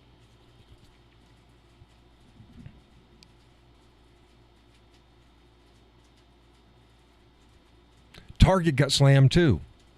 Target's not weathering this well. Oh, it's a poor marketing. No, Kohl's and other stores have been seeing record profits. They're your direct competitors. Record profits.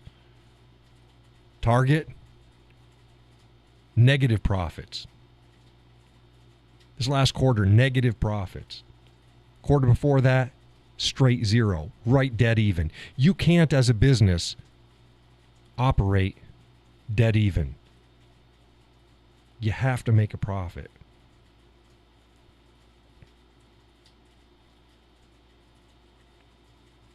And see, they took a slight hit. Remember when Target was telling everybody, "Oh, don't open carry in our stores." As soon as they said that, I went and hit every Target that I could. Walked in, just walked around, left. But you know, it wasn't. I live in New Hampshire, so no matter what Target corporate was doing, it didn't affect really the local stores. Nobody contacted me. Nobody treats me like shit because I open carry. I'm just another guy coming in the store. But they pulled that fucking gender neutral swimsuits. I heard some liberal talking head talk about it was people got upset because there was gender neutral swimsuits. They weren't upset about gender neutral swimsuits. They were upset about transsexual swimsuits targeted at children. Tuck friendly? That's not gender neutral. Fuck you. Yeah, the whole restroom thing. A lot of people left when they said that men could use the women's restroom. Yeah, I'd forgotten about that one too. So there's been a couple hits, but this last one again. And the left wants to make it into, if you have a problem with the whole transsexual thing, you have a problem with everything in their quote-unquote community. Nah. No. Most people don't give a shit about LGB. That's it, LGB. I don't care if you're gay, lesbian, or bisexual. People don't care. Yeah, there's political beliefs involved, but when it comes to daily lives, nobody gives a shit. It's not something that we focus on. We don't fixate on. People who do. The rest of us, we don't. I can't believe in this day and age, 2023, people are still coming out. Excuse me, coming out? Nobody gives a shit.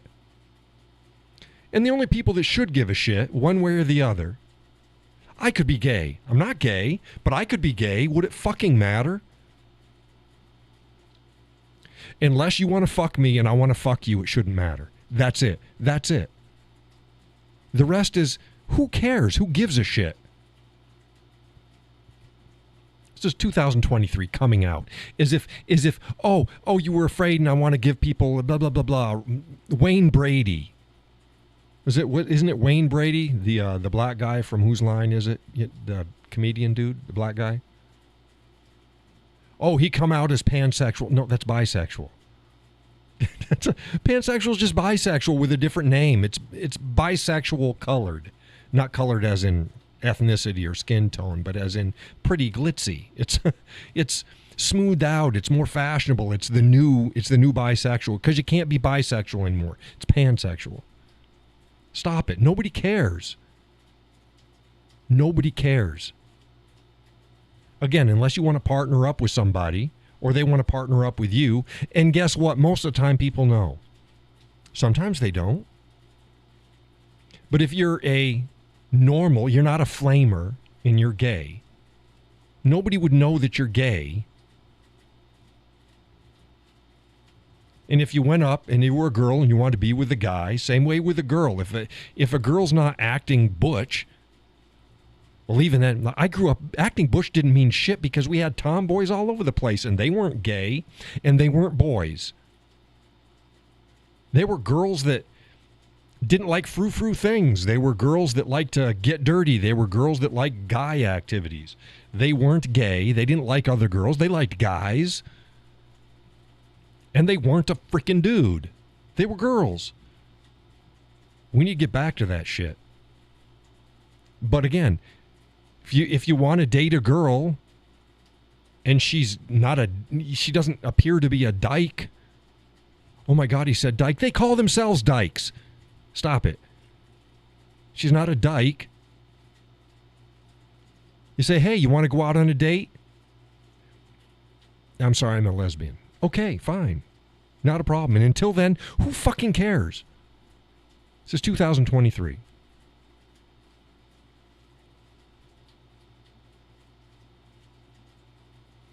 The whole LGBTQ movement, all of it, is a species dead end.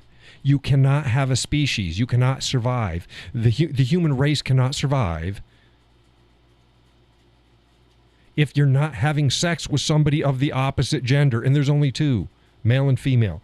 Gender identity, gender expression is not fucking gender. It wasn't until 5 minutes ago when the left needed to have a distinction, so they changed things unnaturally. It wasn't a natural progression.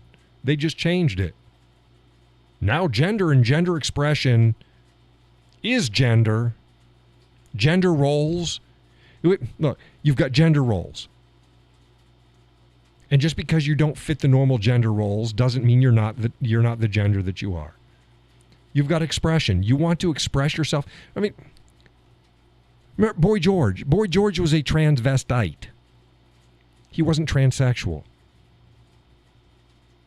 RuPaul has switched back and forth on the issue, but RuPaul has even admitted that drag queens are not women. They're men, and most of them are gay men.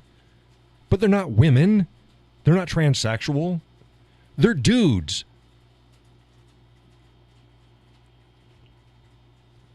I was going to say there's nothing wrong with that. I'd say there's nothing wrong with that if it's in the traditional, if you want to do the burlesque show and you want to be among gay people and you want to do that in the proper venue, do it. I'm not going to be there. Only people are going to be there that want to be there. Leave the freaking children out of it. You can't go from children in a society having 0.2% transsexual to 22% transsexual in 2 to 3 years. What? And then people go, "Oh, that's because it was not socially acceptable." Bullshit. It's because now it's a fad. You're trenders. That's why, if you noticed, most of the transsexual people out there and non-binary, they're not really male to female. They're like male or female to fucking something else. I'm frying pansexual. I am chopstick gender. No, you're not. You're an idiot. Stop it. That's freaking third grade games.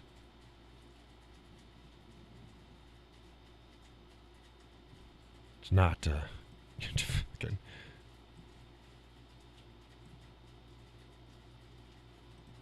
to analytics here. And everybody played along with it. Society played along with it. And then doctors got involved because they could make money. And the mental health, don't get me started on the mental health industry. The mental health industry for the past 30, 40 years has been nothing more than a way for those in the industry to keep making money. They're not interested in solving problems. They're interested in benefiting from problems.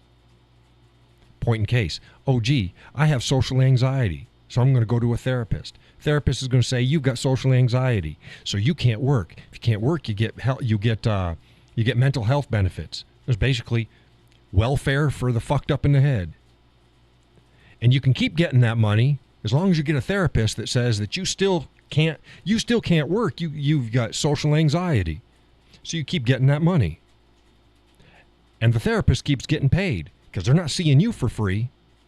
See how that system works? Not interested in solving problems. They're interested in making money off of the problems. As soon as you start with the treatments to transition genders, which cannot be fucking done, you will have a patient for the rest of their life.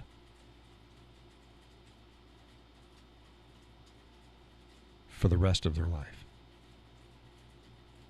These doctors and these therapists are outright evil. They don't give two shits about actually helping people. They're like plumbers that come into your house because you got a leaky pipe, and they half-ass fix it, and they break 3 pipes on the way out. So that you got to call them back in to fix the pipes. And they'll half-ass fix those. Bust 3 more pipes on the way out.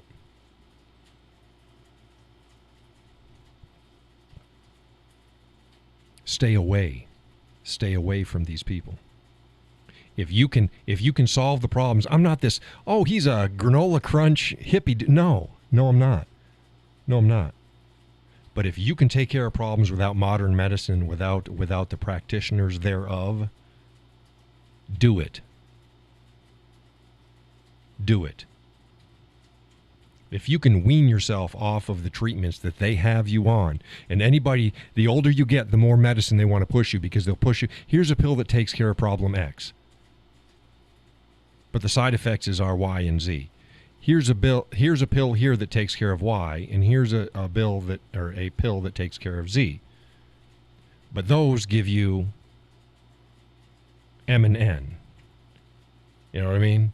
You're constantly chasing a problem. Oh, gee, so all I really had to do is change my diet, exercise some more, and all of these problems that I'm experiencing would have been gone. Now, I'm not saying that diet and exercise fixes everything, because it doesn't. Fixes most things.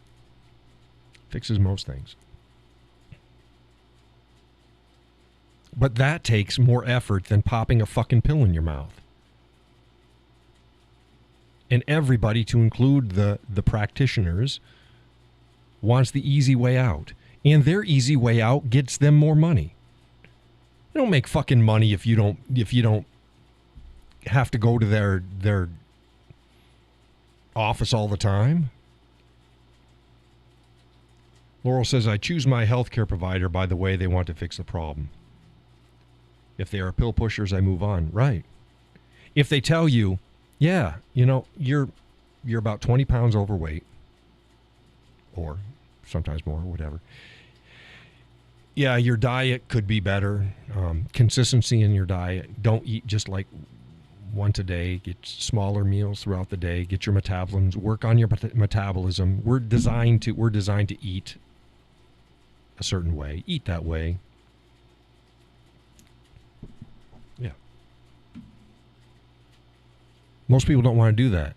They want to take a freaking pill, and practitioners tell you to take a pill. And then you wonder why you get nowhere, but deeper in shit. Well, there you have it. Again, I'm not against the concept of the medical industry and the pharmaceutical industry. I'm against how it's playing out and what most of the practitioners do. Therefore, in.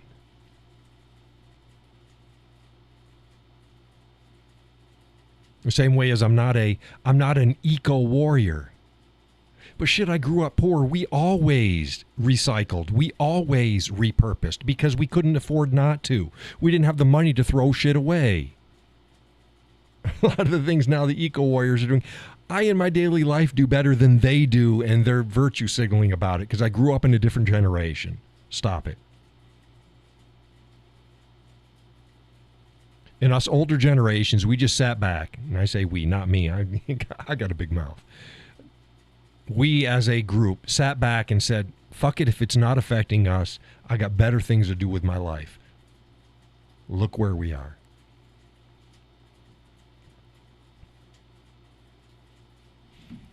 Speaking of that, which is not speaking of that, different subject, train of thought goes. The interview with Dr. Tom Kelly from Wyoming. See, over a year ago, he was on my show. And then a couple weeks ago, he recorded me for a spot on his show. It's a group of FM radio stations in Wyoming. I posted up on the Facebook page. The interview is going to be aired this Saturday in the morning.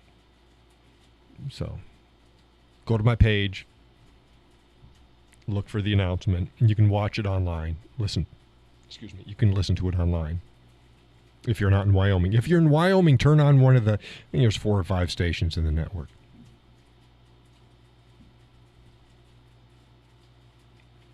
I think his show is Wyoming is Right. Or I could have. That was stupid of me. I can tell you exactly when it is. How do I do that? Well, I go to my own page. Okay.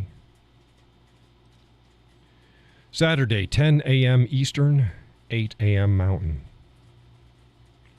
Wyoming is Right. It's the Bighorn Mountain Radio.com. Their affiliates are. Let me go to their site here. It's 96.5 KIX, Wyoming Country. 98.3 FM, The Peak, Wyoming's best mix. Real Country, KBBS, 103.5 FM. Oh, they have an AM as well. 1450 AM. And Grace FM, Today's Christian Music, 92.7. That's all the member of the Bighorn Mountain Radio Network. It's again, 96.5 KIX, Wyoming Country. 98.3 FM, The Peak, Wyoming's best mix. Real Country, KBBS, 103.5 FM and 1450 AM. And for those Christian listeners out there that like to dive into just Christian stations, it's Grace FM, Today's Christian Music, 92.7. If you're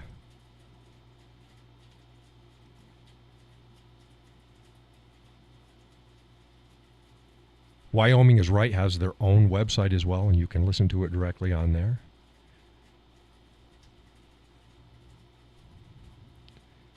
Radio show hosted by Tom Kelly. Tom Kelly. Join Tom as he tells politics and education and educates while interviewing conservative and liberty-minded people from around the state and the nation.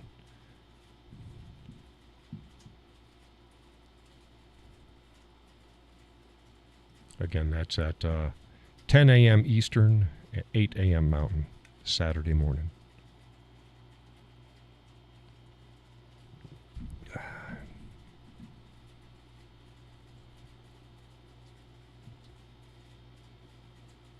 So what else we got?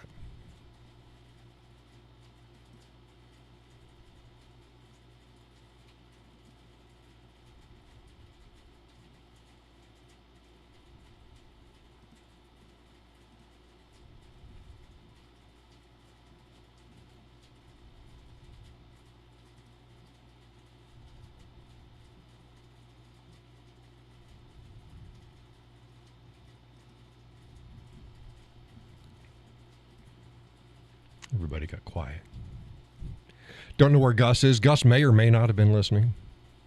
Gus and Sally, if you're listening, hey, I guess I wasn't interesting enough for you to jump in on the Zoom meeting. Donna hasn't been on the show. This is the third show she's missed. She's probably busy. We got Peggy hasn't been to the last couple shows, has she? Don't know what's up with Peggy. There's a bunch of them. But Orion has been making it. He has been a regular. So thank you for becoming a regular, not just an occasional, but a regular. We still need more. Need to get folks over. I don't know what the aversion is to coming over here to YouTube. But again, the analytics are showing that people are listening a hell of a lot longer here than they did on Facebook.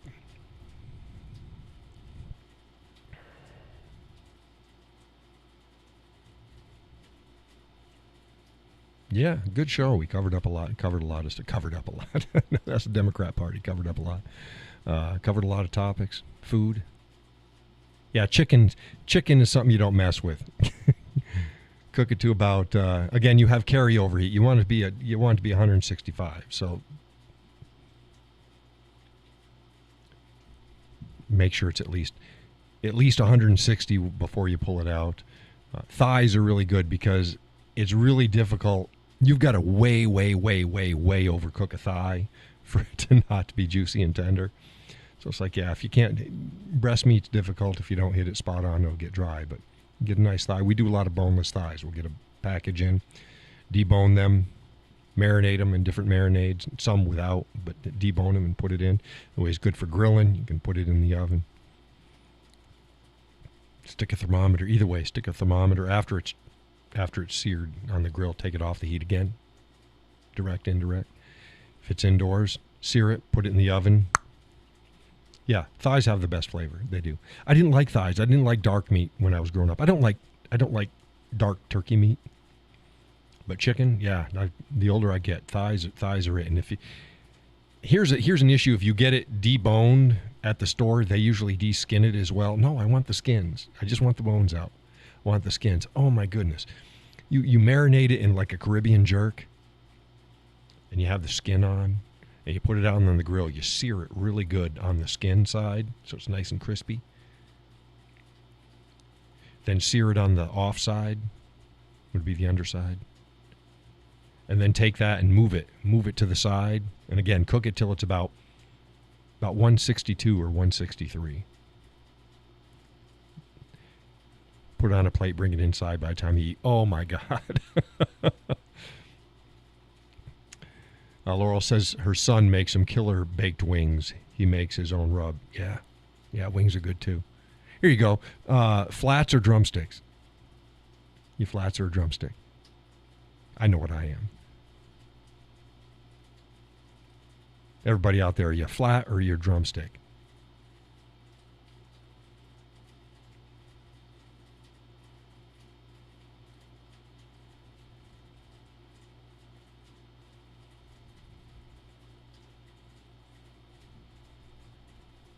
Waiting for the responses before I tell everybody what I am. Laurel is drums. Laurel's drums. But he does whole wings. Yeah, a lot of people do whole wings. Then it's not an issue. See, we do whole wings as well, and that's fine. Whole wings is good, and you leave the very end because it's really three parts. You've got the drumstick, you got the flat, and then you got the last part. If you're doing whole wings, that's fine. If not, we'll prep them up and we'll just do the flats and the drums. So Laura already said drums. She's a drum person. It's everybody else. You drum or a flat? I'm not going to wait. I'm a flat. I'm a flat all day and twice on Sunday. Now I'll eat the drums. That's not a problem. But I just love flats. I'll take it one side. And try to pop off as much as I can. And then I'll take my. There we go. Sorry about that. I'll take my finger and stick it up between the two bones and pop the other stuff out. That's my drumsticky or my chicken wing eating style. Try to pull as much off, and then you stick your finger up through it and pull the rest out.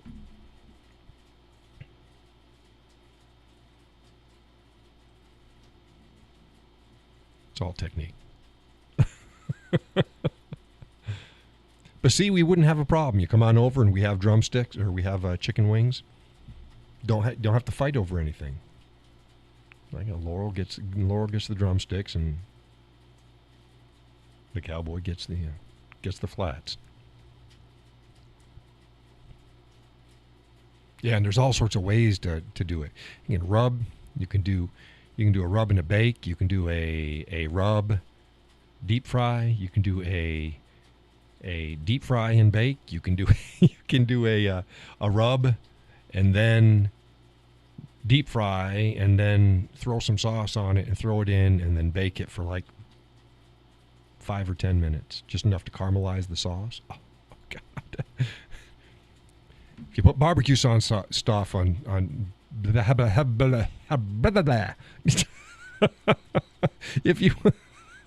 if you put barbecue sauce on stuff, just dust it lightly with some cayenne pepper over the top. Oh yeah. It's good for you. It's good for you, and everybody will love you for it. Just be careful, because it can heat up pretty quick. The missus did that the other day. We had, what was it that we had? I don't think it was chicken. What was it? Oh, we did kielbasa. I'm thinking I like taking the kielbasa and cutting into like 4-inch sections, and then splitting it in half, so you have a flat and a round side, and then you put barbecue sauce on it, and then you dust it with just a bit of cayenne over the top, and you put it in the oven until everything's warm. It's basically until it caramelizes the sauce, because kielbasa is already cooked. And oh, yummy! We had that with fries. That's a good beer meal. Barbecue kielbasa, dusted with cayenne pepper, fries, and a nice cold beer. Oh my goodness. Well, I told her to remember, because usually I do the dusting and everything. And I told her to remember to dust. I wasn't feeling good, so she did it. We were eating. I'm like, wow. You were saying about me dusting them. She goes, yeah, more came out than I thought that I wanted. And it's like, okay, well, that's fine. I mean, that's fine. But I was expecting it to be just a kiss. I do a very romantic kiss when I dust. She just does just a little peck. But yeah, it's simple. You can't. Judy says, I like the breast. But we're talking about wings. Judy comes in late. Judy, you're late. We're already on kielbasa. We've already passed the chicken wings. Did you go to the bathroom? Did you take a break? If it's cooked right. Yeah, breast meat's good. See, but again, white meat with birds is, you can overcook it really, really, really easy. But yeah, thighs. Oh, you can do so much with thighs. But yeah, there's so many simple meals that are just amazing. Barbecue sauce on split kielbasa. And you can do that on the grill too. So you can either do it on the grill or you can do it in the oven. Super easy. Just kiss of cayenne on the top. You'd think it wouldn't matter. It does. It's awesome. Fries and a beer. Things don't have to be complicated. As I said, when my Instagram feed, if you go back far enough, it's almost all food. It's almost all food. And my saying was, simple food done right. You don't have to get complicated. You just have to do it right. And that's doing it right. Tonight was an easy meal. I had hot dogs and baked beans. Another great meal. I like putting some mustard on my hot dogs. Hot dogs and baked beans and an ice cold beer. Excuse me. How can you go wrong? Simple food done right. Oh, we cook fancy. Yeah, we got fancy stuff. But you don't have to. Yeah. Deep fried zucchini. Well, it's not deep fried. Semi-fried. Pan fried, but it's, the little oil. Just enough oil to cover them about halfway up. Sliced zucchini. Breaded and seasoned. Oh. Yum. Fried green tomatoes. Oh, yeah. Oh, yeah. Simple food. I already told you about the rotisserie bologna. Get a big chunk of bologna, anywhere between 4 and 8 inches long. Uncut. Just a log. Go to your butcher. Tell him, get a log. Say, I want this much. Slice me up, because it won't fit they can't slice it on the deli machine. She says, I want this much. I oven fry zucchini and summer squash. Yeah, that's good too. That's with, we do our broiled potatoes, or broiled vegetables like that. So potatoes, parsnips, zucchini, summer squash, carrots. Lightly oil them, throw some salt and pepper on it, and broil it. Oh. But yeah, get that bologna, and then score it, cut some lines in it the long way, down the log.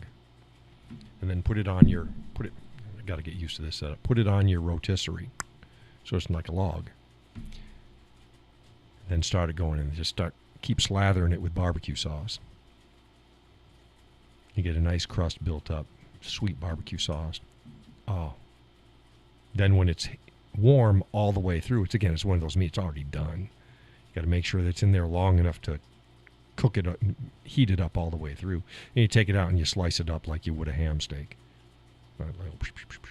Oh. Delicious.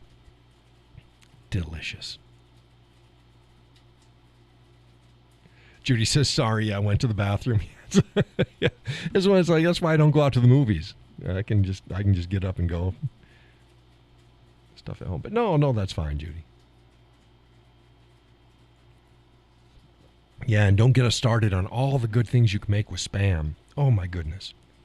Spam is wonderful. Spam, they got Spam Light now, and of course they got turkey Spam. It's not bad. It's not as good as regular Spam.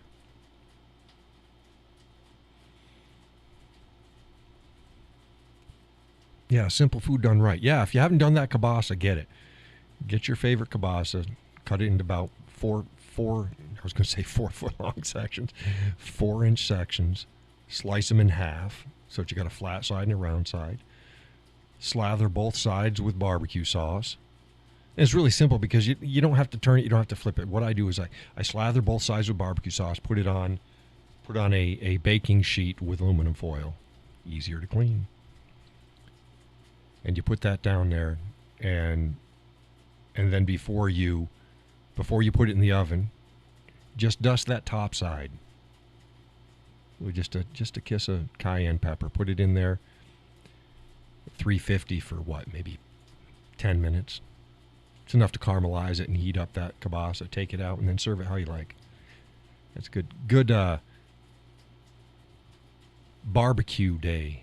I say barbecue day. Most people do grilling. A proper barbecue day you have your slow cooked barbecuing, and you have your grilling just when everybody shows up. So you don't start. You've been smoking all day, but then you only put the stuff on the grill when people show up. So a good barbecuing day. You want a little bit of this and a little bit of that.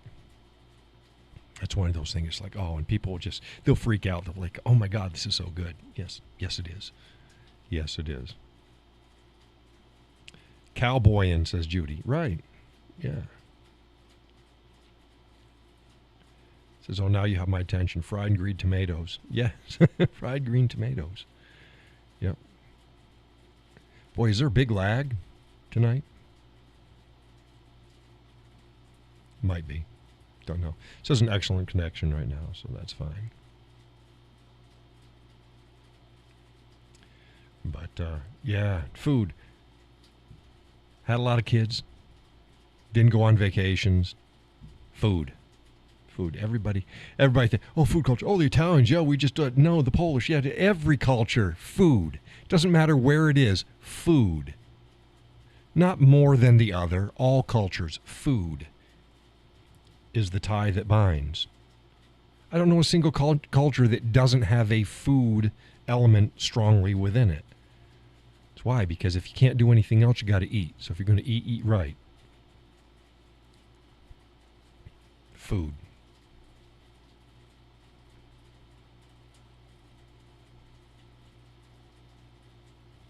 The Chinese have a lot of food because, 20 minutes after you get through eating, you're hungry again. That's weird. I don't know why. It is that way. Just weird. It is weird. I got to make some currywurst and fries again. Haven't had that in years. And I keep saying that. I got hooked on that when I was stationed in Germany. Currywurst mit Pommes. It's a mild white sausage. You can use just about any kind of sausage. White, extremely fine grind, light sausage. It's almost like a hot dog, like a knockwurst. Get a knockwurst, and you put your fries on your plate. And then you put the knockwurst either on it or beside it, whatever. And then you use curry ketchup. A lot of stores now have the curry ketchup. You go and you get curry ketchup. And you put that on your knockwurst. And then It works out great if you put it, if like I said, if you serve it, put them on the fries, and you can do that on the fries and the knockwurst, and then you dust it over the top with curry powder. Oh my God! And an ice cold beer. You see a theme here? And an ice cold beer. Absolutely amazing, wonderful, simply wonderful meal. Again, simple. Another simple meal: bangers and mash. Oh my goodness! But I have that more often. I'm a big bangers and mash guy. Your favorite sausage, served on the top of mashed potatoes, with a brown gravy, with or without mushrooms and onions. Serve it with or without peas on the side. It's simple. You can't go wrong. It's absolutely amazing. Oh, and an ice cold beer. Yeah, see, pattern here. It's just amazing food. Simple. You can't mess it up. Actually, you can. You can get some of this stuff at restaurants, and if it can be messed up, restaurants will mess it up. It just blows my mind. Yeah, I had.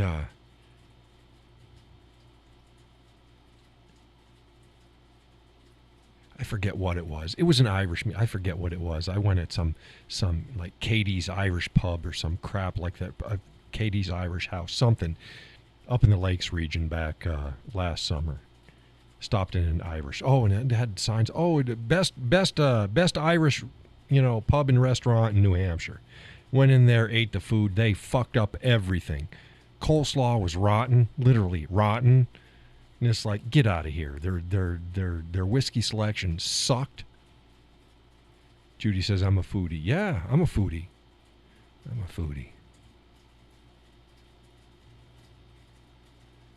Yeah, I'm getting more flares. It may be an overheating issue. I'll get that taken care of. But yeah, messed it up. It's like, yeah, ain't no way we're going back there. Yeah, and I don't think it was. No, it was what it was. Is it was I had a It was like bangers and mash, and I forget the name of the meal, but it was with brisket instead, and it was just absolutely horrible. It was horrible. Like, no, stop it. You may fool these people that have never had Irish food, or never had decent food.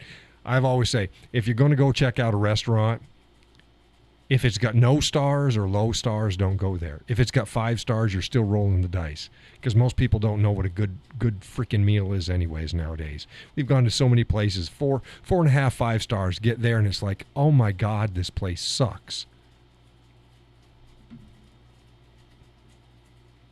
So.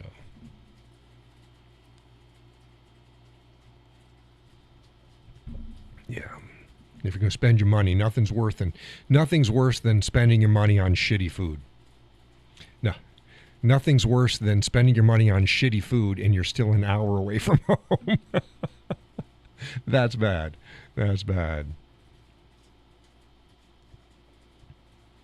Well. Yeah. Well, that's it, folks. We have passed the 2-hour mark. Unless there was something else anybody wanted to touch on real quick.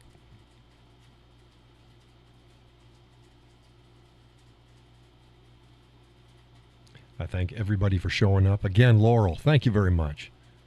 Thank you. I will show everybody the rig as soon as the new the 2 items was an adjustable handle. It's a really cool handle. It's not as fancy as a lot of the other handles, but you can't adjust them. This one is like so adjustable. And a plate that allows a NATO plate that allows me to attach it to my cage. And the cage is the thing that goes around the camera. It gives it both armor and places to affix other items. So when that comes in, I'll take a picture for y'all and post it up.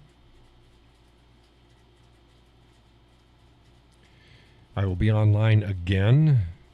Tomorrow's Friday. Yeah, we've got. I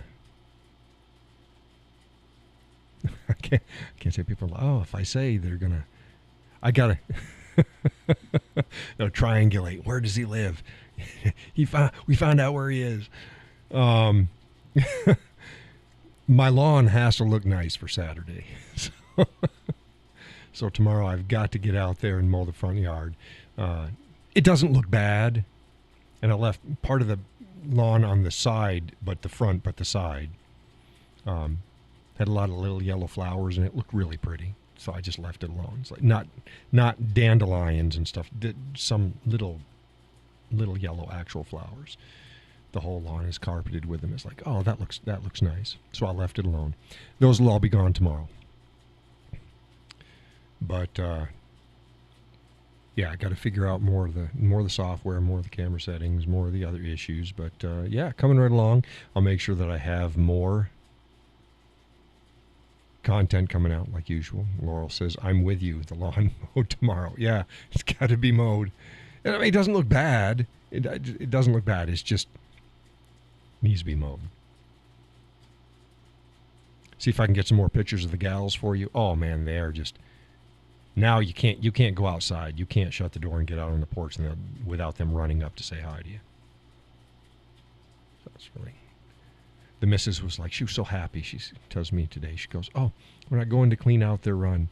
They jump up on the benches. I call them the benches. They look like benches. And jump up on the benches so I can pet them. It's like, well, that's good. That's what they're supposed to do. She's tickled pink.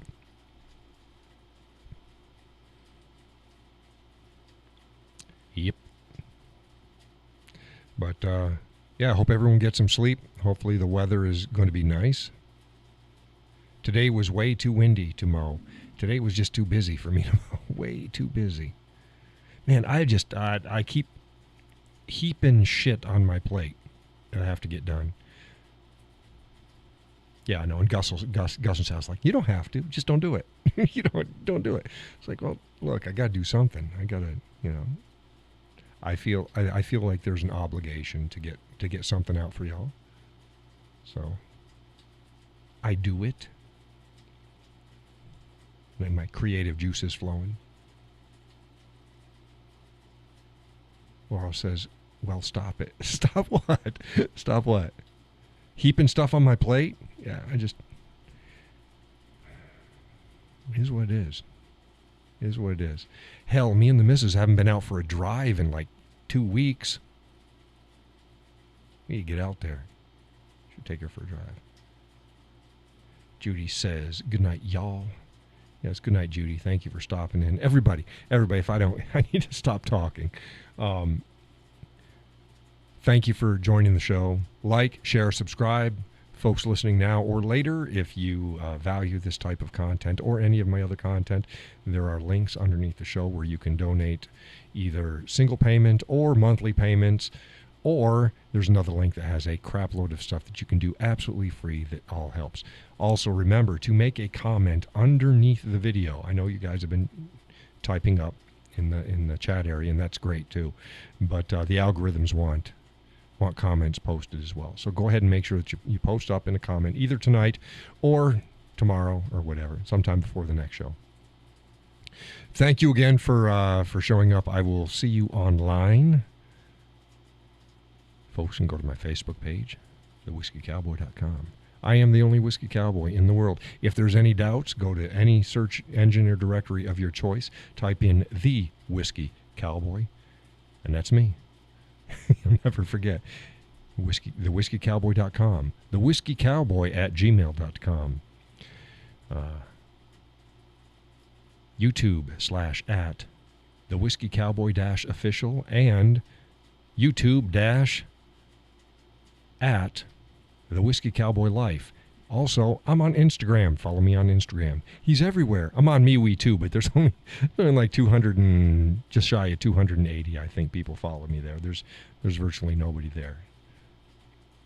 But I will see you again. Next show is Sunday, same time, same place. I will see you then, but I will see you before then. God bless, and take care.